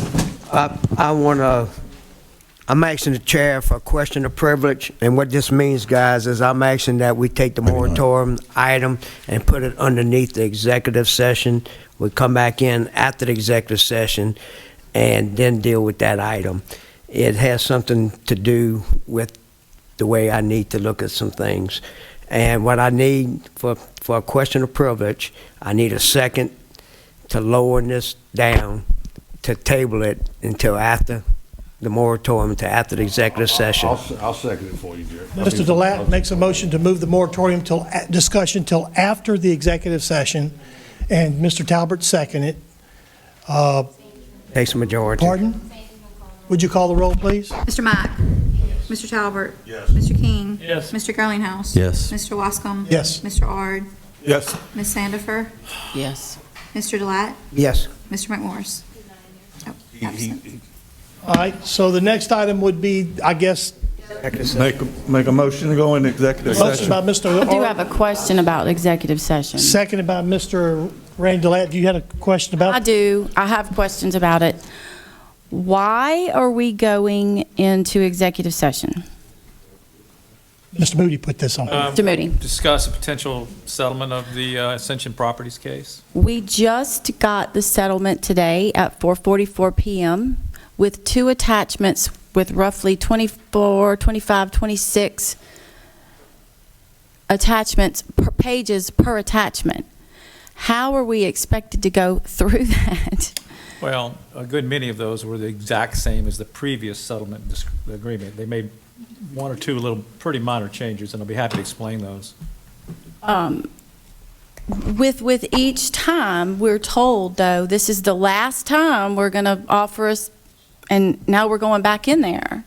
Well, it's gotten better and better, and I communicated what was communicated to me, and we've asked them to be patient and give us more time to get this in place, and so far they've done it. So I won't say this is the last time, because I thought that was the case last time, so. Yeah. I just feel like it's unreasonable to have gotten this at 4:44, and we started the meeting at 6 o'clock. I got it to you within hours of the minute I got it, so. Well, there were some other emails, though, that suggested that you had been working.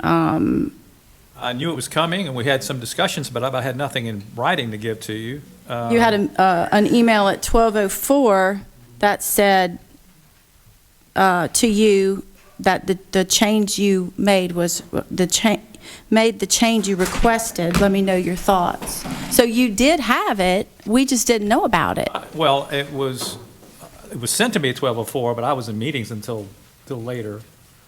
When did you make the change request? I made a change request this morning.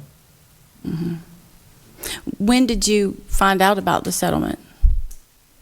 Well, we've had discussions ongoing about potential other things they could sweeten the settlement to include. So I got the final written thing this morning, or real late yesterday. But when did you learn of the settlement was going to be offered again? Well, I had anticipated it coming when I asked that it be put on the agenda last week. So I've had anticipation we would have something to present to you that would be slightly better, slightly different than what you considered before. It just doesn't seem acceptable and okay to get it at 4:44 p.m. today with as much information as there would. I don't have time to read that before I get here to start the meeting at 6 p.m. I wish we had more time. Can we defer the executive session to the next council meeting? I wouldn't recommend it. Now, we're up against, we got depositions that start tomorrow morning, and then every day for the next week, including many of you guys are being deposed. Is that okay? Is there something wrong with that? Well, that's going to be a lot more expense, and we're going to settle this thing. We could save all that expense. But look, if you don't want to settle, you don't have to settle. I just think you ought to hear what the proposal is. Let's get through. John. Call the question. Mr. Talbot had something, well, we've already voted. We voted already? We've already voted to go to executive session. We didn't vote. No, we haven't voted to go to executive session. Oh, we had a motion. We had a motion and a second. I'm calling the question. A motion to call, Ms. Sandy will call for the vote. Mr. Mack? Yes. Mr. Talbert? Yes. Mr. King? Yes. Mr. Girlinghouse? Mr. Wascom? Yes. Mr. Ard? Yes. Ms. Sandifer? No. Mr. Delat? Yes. Mr. McMorris? Channel 17, proudly serving the Florida parishes. Council members. Make a motion to go back into regular session. Motion by Mr. Ard, go back to regular session. Second by Mr. King. All in favor, say aye. Aye. Okay. Ms. Sandifer, the floor is yours. So it has been brought into question that my attorney is not allowed to come with me into the executive session, even though the parish attorney, Mr. Chris Moody, advised me to seek personal counsel, stating that I could be sued personally. And now my attorney, and it's been on public record and in past executive sessions that my attorney came with me and Moody invited him, and now I am being told that he cannot come into an executive session with me and that I need a vote from the council. That said, I was also accused of suing the parish, and that is not true. So I need to make a motion to help me, Mr. Moody? You want to have your counsel attend our executive session? I would like for my counsel to attend our executive session. I'll second that motion. We have a motion by Ms. Sandifer, a second by Mr. Delat. Mr. McMorris, you had a question? Yeah, so I got subpoenaed by the lawyer that we're talking about now. I have to go next week. So what I discussed tonight, what's going to turn him against me next week? I don't know this lawyer. Okay, I'm just asking a question here. Good question. I'm subpoenaed No, I'm about, the same way. I got the I'm same subpoenaed too. You're not being sued. I am. You're not, no, you're not. You're not being Mr. Moody, sued. can you Yes, answer ma'am. Mr. Yes. McMorris's question? Well, my From concern is this. Ascension Properties. Not Number from one, I my didn't say attorney. Aaron was suing the parish. I said Mr. Loeb has sued the parish in a very, very related matter over the same subdivision. We did allow him to attend the last executive session under the condition that he not say anything, and ended up talking to each of you and giving his advice, and we argued. And, you know, and that was during the time that that case was still pending. And that case is still relevant, and that order will still have to be obeyed. And information that he could learn in this discussion we're about to have could be used by his clients in that particular case. But look, this is the choice of the council. You don't have to follow my advice. But the law basically says a person can attend executive session if the public body invites them back. So this motion is to invite somebody back, and she's made her point, and Does that answer your question, need to Mr. vote from the McMorris? council about it. We had a couple, Dad, were you finished? I'm through. I mean, All I right. just want to call the question. I just want to. Tracy, did you have a question? Yeah, I mean, so to clarify, because several of y'all have been subpoenaed, you don't, or I guess, is that the right word? That's fine. You don't want to let the council that subpoenaed you into the meeting where we're supposed to be speaking as a council, and, okay. All right, and Ms. Sanford, you had one more thing? The reason that this is happening is because I was threatened that I was going to be sued personally, and I had to seek counsel, personal counsel, as per Mr. Moody's directive to me. And so this is part of the litigation process. My attorney is not suing anyone. He is representing me. And he has never spoken when Mr. Moody corrected and said, please do not address anyone in here except for Aaron. He didn't.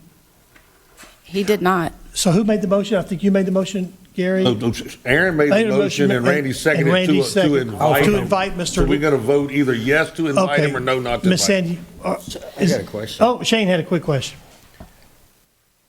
Are we allowed to ask who has a problem with her attorney coming to the back? Fixing to know. I think the vote will tell Vote that. will tell you that. Vote will tell you that. Ms. Sandy, you want to call for the vote? Mr. Mack, No. Mr. Talbert, No. Mr. King, No. Mr. Girlinghouse, No. Mr. Wascom, Yes. Mr. Ard, No. Ms. Sandifer, Yes. Mr. Roulette, Yes. Mr. McMorris. No. All right, so, but motion to go back in executive session Motion to go in executive session. by Mr. Hart, second by Mr. King. All in favor, say yes. Yes. Yes. Channel 17, proudly serving the Florida parishes. Motion to go back in regular. Motion by Mr. Jeff Hart. to go Second. back into the regular motion. Hey, you too. Parish Council, second by Mr. Yeah, you can get him. Tracy It don't Girl. matter. That's fine. I believe it was. All right, we didn't take any action in the back in executive session, but, Do we need Chris? let's see. Oh, yeah, we do. Chris, you want to give a report? I mean, really, I guess I just advised that we did not take any action in executive session. So I guess it's up to the council if y'all want to take any action from what was said in executive session. If not, we'll pick up the moratorium. Yeah, Jeff made the motion to come back in regular session. Oh, Tracy seconded. All in favor, say aye. Aye. All right, we're back in regular session. My goodness. Mr. Chairman, I would ask that you give me the authority we discussed in executive session to the new proposal that the plaintiffs made to us to resolve the lawsuit. And that's regarding the federal lawsuit case? Ascension Properties versus Livingston Parish.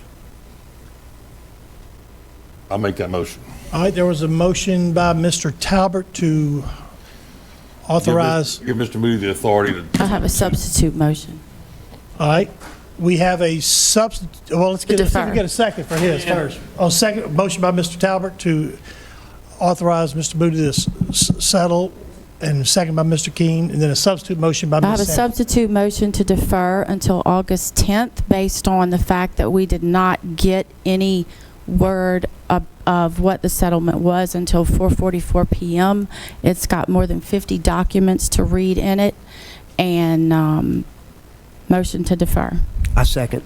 Second by Mr. Delat to defer. Let's call for the substitute motion first then. To defer to August the what, Aaron? The meeting on August 10th. All right, Ms. Sandy, you want to call for the? So, but we got to get the executive session vote done first because it's on the machine right now. We're partially locked in. I have a substitute motion on the floor. Gary's No, right. we're just trying to get us out of the Gary's right. executive session. Oh. I don't know if it's going to be on the computer system. You want to just? It was. We're going to need to vote to go back into the regular meeting. Did We've we already do done We that. did that? Yeah, but we got to, people got What to is he put saying? Machine, you gotta do it on the machine, guys. Do it on the machine. Don, Well, Don, did you vote? Hopefully you'll be okay. Yeah. when you passed. There's nothing on here for me to vote. Let's Out of see. executive session. Come out, okay, to come out of executive session, yes. So now you can make one of y'all make a motion. We've got a motion and a second and a substitute in a second. A substitute by Ms. Sandifer, and there was a second by Mr. Delat. Ms. Sandy, you need to take time to get that put together? Or? Okay, would you call for the vote on the substitute motion to defer to August the 10th? Yes. No. No. No. Yes. No. Yes. Yes. Yes.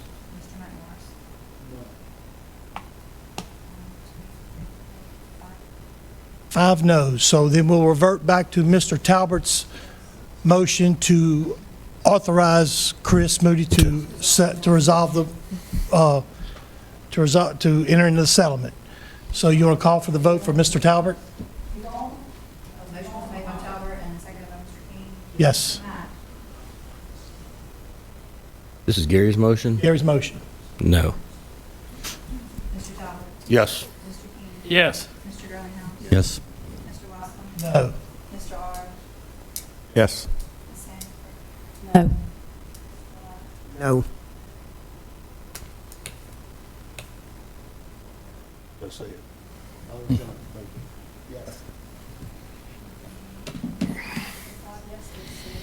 Thank God, finally.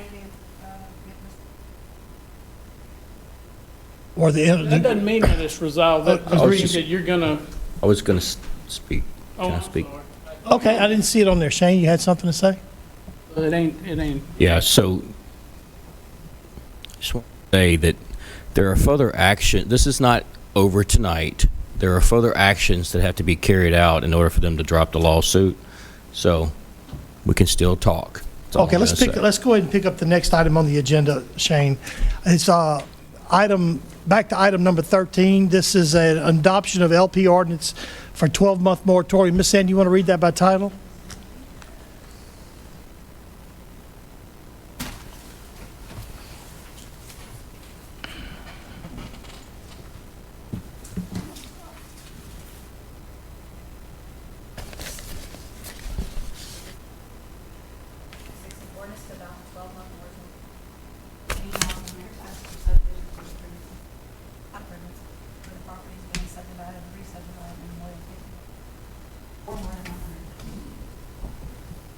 All right.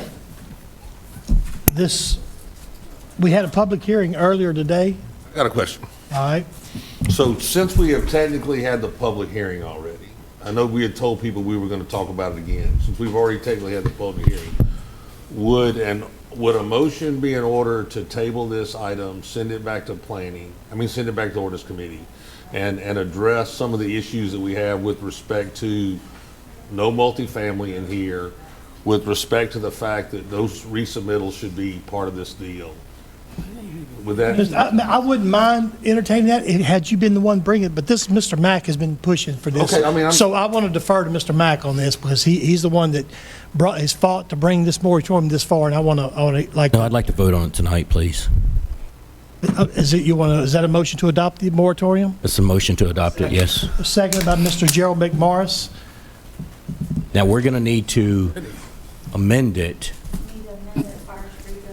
We need to amend it, right? We had a couple of ordinance committee meetings. We had a lot of, a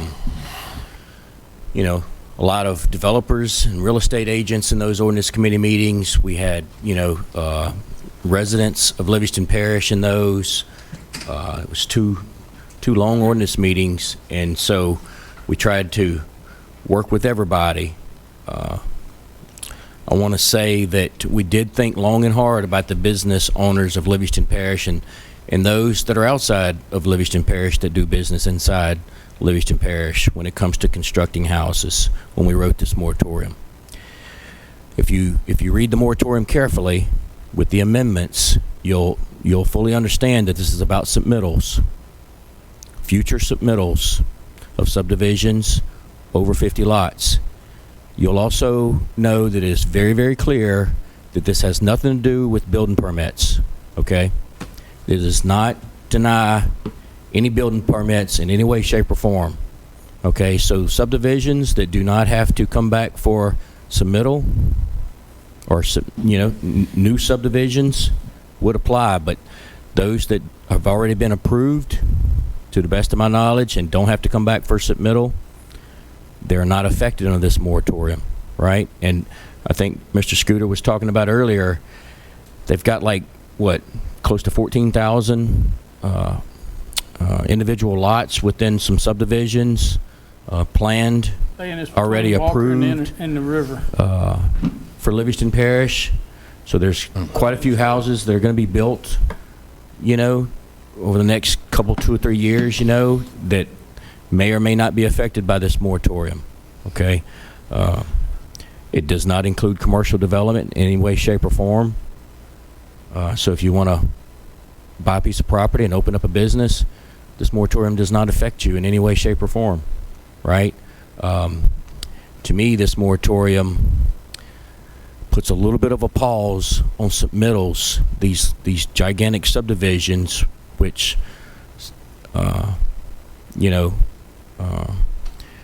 it pauses that while the council works to enhance and strengthen the zoning ordinances and the development ordinances in Livingston Parish. And I think that's desperately needed. There are areas of low-lying areas south of the interstate where, these big subdivisions may not be able to be built because of infrastructure and drainage needs, right? So I think that needs to be looked at long and hard over the next 12 months, as we work together as a team with the planning professional to basically rewrite the subdivision ordinances and development ordinances and, enhance and strengthen our zoning ordinances. So I think that, we're all going to agree to some extent. I'm almost finished, Gary. I know. I just was going to get her to fix it so we could put our request to speak up. I think we would all agree that to some extent there are major modifications or enhancements and improvements that need to be made to both the development regulations and the zoning regulations. And I don't think it's really fair to continue allowing developers submit these multi-million-dollar subdivisions knowing that major modifications need to be made that will affect them in the future, right? So this, to me, gives the people of Livingston Parish protection while we develop the ordinances that, it's what's best for the future of the people of Livingston Parish. So I'm in favor.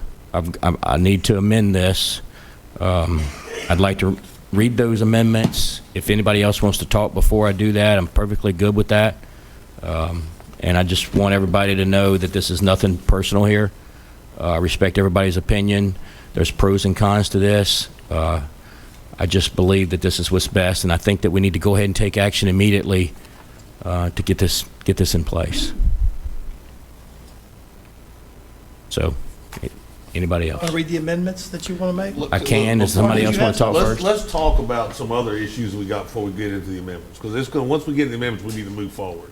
We probably need to talk about it and about, there was some concerns we talked about at the meeting that aren't addressed in amendments. And there was some, you know, information coming from members of the ordinance committee that need to be addressed on here that had not, we agreed on some amendments. I got no issue with that, but I think there are other issues with this thing that need to be brought out. And that's all I want to talk about before we read through all the amendments. Okay. God bless you. So you want to make a motion, or what? Yeah, I want to make a motion to amend I guess you don't have to say introduced ordinance, but to amend the ordinance. To adopt the MOR with these amendments. Yeah, we're going to, well, no, you got to amend it first. So the motion is to amend it, right? So. You want to make the motion to amend it as this document's written in this, that we have right in front of us? Yes, the blue non-striked amendments, it's what's valid, basically, in the moratorium. Do we have to read each one specifically in order for this to be valid? I mean, I don't mind doing that. I don't think it'll take very long. It's really sort of short. We struck out review and approval. You know, that was discussed in the ordinance committee meeting. Basically, in the future, we took out review and approval. Basically, it's an ordinance to adopt a 12-month moratorium prohibiting the submittal of any and all preliminary plats for subdivisions with improvements and subdivisions without improvements where the property is being subdivided or re-subdivided into more than 50 lots or more than 100 acres. All right. Another change, our amended section is, you know, we wanted to clarify this moratorium is not affected by building permits in any way, shape, or form. So we put in there, whereas this moratorium will not affect the issuance of building permits for constructing residential structures, buildings, and/or sheds. So, you know, if you got a parcel of property and you want to build a house, if it's a subdivision that, you know, construction plans are approved, no problem going and getting a build permit, right? This moratorium, whereas this moratorium will, another section we modified, we added, whereas this moratorium will not affect subdivisions with improvements and subdivisions without improvements in which public officials have signed and approved construction plans, right? So if there was concern that if, you know, construction plans had already been signed and you had already started construction, that you were not going to be able to get a building permit and you were not going to be able to continue with your subdivision. That's totally not true. To me, this clearly states that if public officials have signed and approved your construction plans, you're good to go. This is about submittals, right? If the law requires you to come back and resubmit, you will be affected, okay? We added the section that basically said, whereas this, we wanted to clarify this. We wanted to make sure that everybody fully understood that this had nothing to do with commercial developments, right? So it says, whereas this moratorium shall not affect property being developed for non-residential use. So it does not affect any commercial business in any way, shape, or form, right? We wanted to make sure that everybody knew that building permits on non-residential use, commercial developments are not affected in any way, shape, or form. It basically says, whereas this moratorium shall not affect the issuance of permits for non-residential use, period, the end. Now, it does have some other stuff in here. We added, be it further ordained, but basically it's the same as the whereas statements above. Do we need to reread that too in order to make this a legal document, Sandy? Okay, this is short and sweet. Where it says, be it ordained as follows, that there is hereby enacted a moratorium to adopt a 12-month moratorium prohibiting the submittal of any and all preliminary plats for subdivisions with improvements and subdivisions without improvements where the property is being subdivided or re-subdivided into more than 50 lots, more than 100 acres. In addition to that, we added, be it further ordained, this moratorium will not affect the issuance of building permits for constructing residential structures, buildings, or sheds. And then the last change I think we made was, be it further ordained, this moratorium will not affect the will not affect subdivisions with improvements and subdivisions without improvements in which public officials have signed and approved the construction plans. I think that's all the amendments, and so there is one more.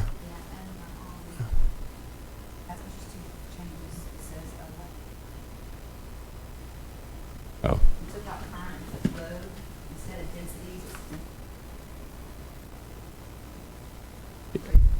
Yeah, did everybody hear that? Let me repeat that. Yeah. Whereas in order to maintain stability, it is necessary to maintain low density while subdivisions and zoning regulations are reviewed, improved, and adopted. And that is the plan, to do that over the next 12 months. Go ahead, Gary. You can have the floor. Okay, so as I recall, Tuesday night, we weren't going to limit.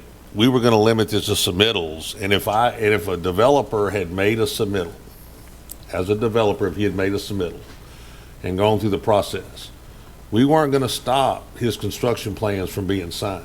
But this moratorium right here absolutely says that the only thing that if you got to have construction plans signed for it not to be effective. That's what it says. It says this moratorium will not affect subdivisions with improvements and subdivisions without improvements in which public officials have signed and approved the construction plans. Basically, well, Gary, that basically says that if I don't have a set of signed construction plans, that this moratorium affects me, and that was not what we talked about Tuesday night. Well, let's strike that from the record. Okay, hold on. I don't mind. Excuse me. Who is that out there? Sorry. Yeah.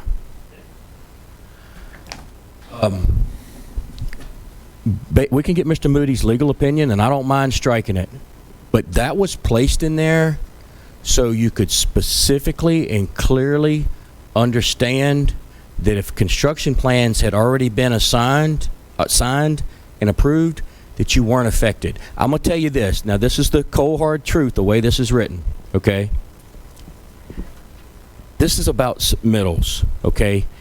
If you're going through the development process and the law, okay, that is currently written, which needs to be rewritten, requires you to submit again, then this moratorium does affect you, okay? It will affect you if that submittal is for a subdivision more than 50 lots, and I think we all need to be clear, okay? Now, if, Gary, the way this is written, and we can get clarity, if you do not have to come back and submit again, you are in no way, shape, or form, no matter where you're at in the process, going to be, this moratorium would not apply to you regardless of the size, of the subdivision. Okay, so that is the way this is written, and that is the intent. Okay. So I guess my concern is that we all were aware when we passed 125 that we stringently tightened drainage regulations. They were tremendously tightened, and so every submittal that doesn't have set of construction plans signed is having the new 125 guidelines applied to them. There is no way that those old preliminary site plans, there is enough room to put a retention pond in under the new guidelines without reducing lots. So therefore, other than about one or two subdivisions that have already had submittals made that don't have signed construction plans, they're going to have to come back when their drainage impact studies are done if they're having to do their studies under the new guidelines. And that's why we talked about and you had developers come up here and talk about the changes with lot numbers. If there is a reduction in lots, then I feel, I don't know how everybody else feels, I think if there's a reduction in lots, then 125 should be amended to eliminate resubmit. Other than that, I don't have a problem with a resubmittal starting over. But if I'm making drainage improvements to an area and I'm reducing the outfall by 20%, at a 10, 25, and 100-year storm, I'm having to dig a huge retention pond. I'm designing a subdivision with a 25-year inside now instead of 10. I'm having twice as many inlets and twice the size pipe inside a subdivision. If I got to lose a lot or two, I should not have to start the process over, and this moratorium should not negatively impact me when I've spent all that money. That's all I'm saying and look, I'm not spending money. I don't develop property. I'm just saying from my point of view, looking at it from what is fair and what the intent we had back in the day, I have some concerns about that. Not to mention that I still am not crazy about the fact that we don't have a schedule tied to this moratorium. Start off with, I don't really think we're on legal footing to go past our term to begin with. Secondly, I think that we need to have guidelines set forth. We need goal A, B, C, and D. We need to identify the goals that we have. And then after we identify the goals, we need to put forth a schedule, and it needs to be tied to this moratorium. And thirdly, we talk about in this moratorium density. We talk about density, right? There's nothing about 50 lots that deals with density. We talk about low density. I can put 50 lots on 15 acres. That has nothing to do with density. I can put 200 lots on 200 acres and be less dense, but we're going to limit the number of lots. That's an arbitrary number. Yet we don't have multifamily in here, which has a heck of a lot more density than a regular subdivision has. So how in the heck can we leave out multifamily developments in this moratorium, talk about we're trying to improve and maintain low density, and then talk about a 50-lot subdivision and not tie it to any density level, and not have it tied to anything else? That's Gary, why I need to, let's go ahead. There's a lot of issues with it. That's why I think you've said that. We had a motion by Shane. Is there a second by Mr. Delat? I want to make a substitute. Okay. I want to make a substitute motion to defer this, send it back to ordinance, and fix these problems. Is there a second? Second by Mr. King. So let's call for the substitute motion to defer this till ordinance committee. Send it to ordinance and work the problems out. All right. So Let's call for the vote for Gary Talbert's motion. No. Yes. Yes. To send it back to ordinance. Yes. Oh. Yes. No. No. No. All right, let's go to Ms. Sandifer's Mr. Mack's motion to adopt the moratorium. Well, now, we got to vote to amend it, right? Did we vote to amend it? We made a motion, and we talked about... You need a motion to amend?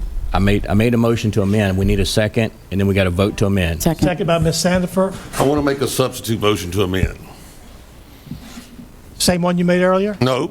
I want to make a substitute motion.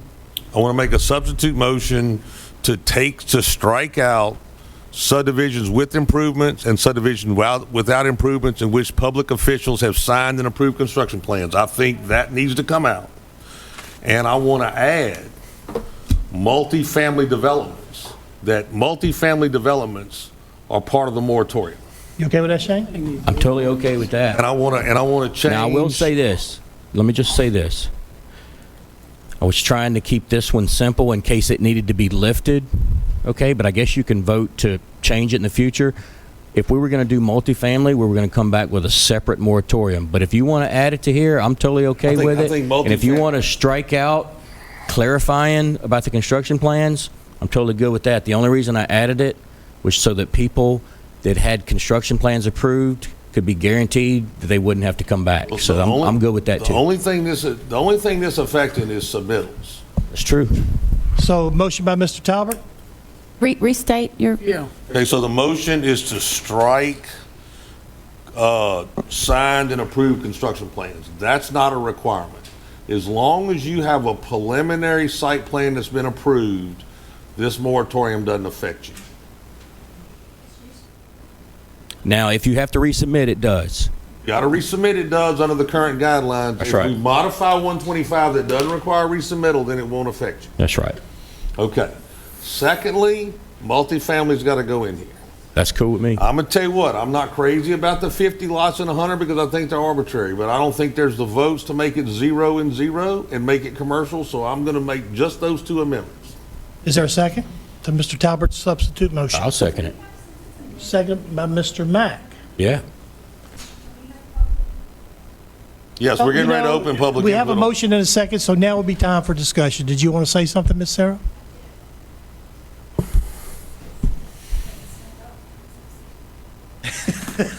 There's no expiration date on a preliminary plat. There's no expiration date on a preliminary plat in Sarah, 125 today. Sarah, we added it. There When is. did you add it? About a month ago. When? It's 2 years. No, it's 2 years. We added. We made a. Or we voted for an ordinance and put it back in Wasn't there that about a long month ago that I It was talked to about the a planning month, commission? And they came back to me and said, yeah, you're right, it's not in there. and we added it after that. I don't see it in there. It's in there. Can y'all give me the number? I will go We look right can. now if you can tell me the number. Now, it's not going to be found on the internet, but we can email you in the morning with That would be great.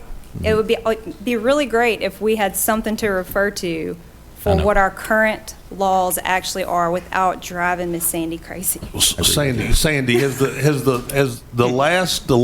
the last stuff that we sent to them on the ordinances from this year? We send it every time So when we struck down 125 and when we rescinded and then redid 125, that's when we added the 2 years back in, right? Yes. Yeah, I think we did that several times, though. Okay.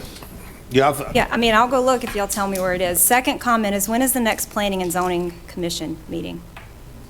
Oh, I got a August thing 3rd. today, agenda, so. So if y'all pass this right now, it goes into effect when? 15 days? 15 days. So y'all have opened the floodgates for people to come with preliminary plat approvals on August The 3rd. cutoff date was the 15th. I'm just saying, if there's any delay in this, you're opening the floodgates I for agree. a wave of preliminary plats to come agree. through. So just something to think Nobody's been about. submitting anything, I don't think we got to worry about that. Oh, Mr. Lowe, come on up. What do you mean? My name is Stephen Loeb. I'm an attorney at Brazil, Saxe, Wilson, and Baton Rouge, representing Aaron Sandifer in the federal litigation. What do you mean by resubmit? Who decides it has to be resubmitted or not? Law does. And who controls that? For example, and since we're not making public the Deer Run settlement offer, I guess you guys don't want to make it public, Point of so order. everybody would know what it is, and exclude counsel as well from actually knowing what the Don, deal point of is. order. But if you, you're talking about resubmittal, on what? When? Is it when there's a significant change, or when there's any change? Read the law. Or when does it, to comply with what and when? There's no bright line anymore. Mr. Art is right. The way you have to draw a bright line so people know yes or no, am I in or am I out of this moratorium? Otherwise, you're just being ambiguous. Thank you for your time. Thanks. Yeah, come on up, give us your name and address and. Melissa Jones, 32738 Mingham Chapel Road, Walker. I first want to thank each and every one of you for all the hard work, service, time, sacrifice that you put in for everybody. I didn't have a dog in the hunt, started paying attention 2 years ago. My councilman, who I trusted to represent me, I found out that he couldn't represent me because of threats and looms of lawsuits, developers trying to sue him personally, or, he couldn't actually, none of y'all at one point or another have said that y'all were actually able to represent the majority of the constituents that appointed you and elected you to those jobs and positions to do because of the bullying, threats of lawsuit, no laws, weak laws. I even compromised my own beliefs behind Tracy and Jeff saying, we need these in place, zoning, ordinances, giving you government overreach over my paid-for property, that I really don't have to deal with any of this for probably a good while because I own 60 acres behind 200 acres that my husband's family owns. So, I mean, truthfully, I was coming up here to support my elected official to be able to actually do his job without being sued. Just like every one of y'all, I felt we owed y'all support, sympathy, legal counsel, effective laws, strengthening laws. We've done all we can do. Y'all have done all y'all can do. Yet again, people are being drug in executive session. We're paying out the pocket over developers. We clearly understand that y'all can represent developers. It's y'all's turn to represent your constituents that put you and appointed you to your position. The only thing I think that we got legally to stand on is a constitution and that home rule charter, because everything else has been challenged. So your job here today is to stop the hemorrhaging, and for once in your entire life, you're able to make a decision. I don't care if the moratorium's not perfect. It's a plan and it's a start. Because nothing y'all put in place, no changes, waivers, whatever, is gonna be, if it wanted to be challenged today, if tomorrow, if I wanted to take every one of y'all to court, we'd be back in the same position. You owe it to the future of our parish, to yourselves, to every constituent that's ever voted for you, anybody that lives in this parish, you owe it to them to stop the hemorrhaging. That's the only move you can make, and put the professionals in place that you just hired to do. That's all I have to say. Thank you so much. And I supported you with some education report. All right. Thanks, Melissa. Very good. Oh, Mr. Bobby Waters, you like to say something? Bobby Waters, 23061 Carter Plantation Drive. So I just want to be sure. Y'all voting to put a moratorium in place. We haven't voted yet. Well, that's what you're going to vote on. On his amendment. To put a moratorium, shut development down in this parish. Is that what you're And you voting still don't down? even have the rules in place. You want to change the rules. You don't yet. But you want to put a moratorium in place now and then change the rules after. That's typically the way local government works. That's true. Okay, I'm just making sure that's what y'all voting on, because that's what you Right. said. Okay. Right. So I'm going to ask you specifically, is Carter Plantation and Greystone affected? I have no idea. Are you planning on? Why are you putting a moratorium in place if you have no idea? Well, I mean, I You haven't know the seen two your plans. subdivisions. Don't act like you don't. Well, let me tell you something, Mr. Bobby. Yes, sir. This is a 12-month moratorium, and what I can tell you is if you give us the opportunity to fix some of the major problems you have, it will benefit you when you go to develop Carter Plantation, because you won't have to come back for resubmittals, and you'll have a game plan in a set of rules that you can truly follow, and it benefits everybody. We need to go fix these things before you submit something that don't work for anybody, including yourself. Y'all been here 4 years. That's you could have true. did this in the last 4 years, but you didn't. We've So never you're gonna had change the rules that's at the end of the game. We've tried, but we've never had a professional planner work with us to help us fix these problems we got. Hundreds of thousands of dollars that I've spent on construction plans for land that I own. It's not affected. It is not true, because don't have a signed preliminary plat. No. Whoa. I don't have signed construction plans. But I've spent a lot of money with McGlynn, spent a lot of money with Fairburn. If the law... And I come back here, and y'all can say, sorry, no soup for you. Now, hold on to You that. can come up here and talk if you want. Just wait your turn. What I can say is you can hold on to that, right? Let us get... Go ahead. Come on, Sarah. What I'm saying is I'm not necessarily, I haven't seen what you got, right? But what I can tell you is you can hold on to that, and if it fits into the new laws, then you're good. If What you are the have to laws, Shane? That's resubmit, the then you need to problem. go back and follow the new laws. Resubmit, and 3/4 of the people who ever do this is going to have to resubmit. They're not signed, Shane. Mr. Bobby. But you're changing the game. I'm going to fix it for you. Right now, the way the current... Tell me that Right those now- two subdivisions aren't affected. Now go sit down. I'm from the government, I'm a help. Agree with me or not? Right now, the way it's written, you're going to have to resubmit over and over and over again, and you're going to be spending and wasting more money. So that affects me This tremendously. benefits you. How much do you think those two golf courses cost, and how much taxes does it bring into this parish? And you're about to shut them down. I'm not Or you shutting could. anything down. You could. If I have to come back up here and ask to move a ditch, you could shut me down. That's the way it reads. It's not what you're saying, but it's That's the way the way the law already reads. Sure. Yes, it does. It does. Does It does. Does not. Okay, you're on public record. Does not. You're changing it. You're changing it after the fact. If y'all vote on this to do this tonight, If you you don't are have not to- doing what you put up there to do. If you don't have to. You can't change the rules at the end of the game. Y'all got 3 months left. Let the next council deal with it. So, That's what y'all for. What's going to happen in 3 months? So, All right, Bobby, Mr. okay, Bobby. let's go, okay. I'll be done. Hey, That's Mr. Bobby. fine. Did you have anything else you Yes, want? sir. Hey, so, we hired this professional planner zoning guy, right? And we hired this attorney to represent everybody up on this council. I sat in 3 meetings with each one of them and got recommendations how we need to move forward with our parish. Should I take his advice? Or am I wasting your money and my money hiring this guy to represent us? Who hired him, and how do we know he's the best? Y'all voted on that? That's all. That's the question And I he had. said put a the parish, moratorium? the people with the parish, the people with the state hired this And professional. so he said put a moratorium out. So we can fix everything that's broken. But that professional said put a moratorium out? Yes. Yeah, he did. It was his He advice. said it was a tool you can use. Y'all gotta do what y'all think y'all gotta do. Well, can I say something? What about all the people who spent all this money, not just us, going to getting to where they're at, and then now y'all are gonna put a moratorium out there? Why don't you fix it first? Work Then on do it it. while you're doing it.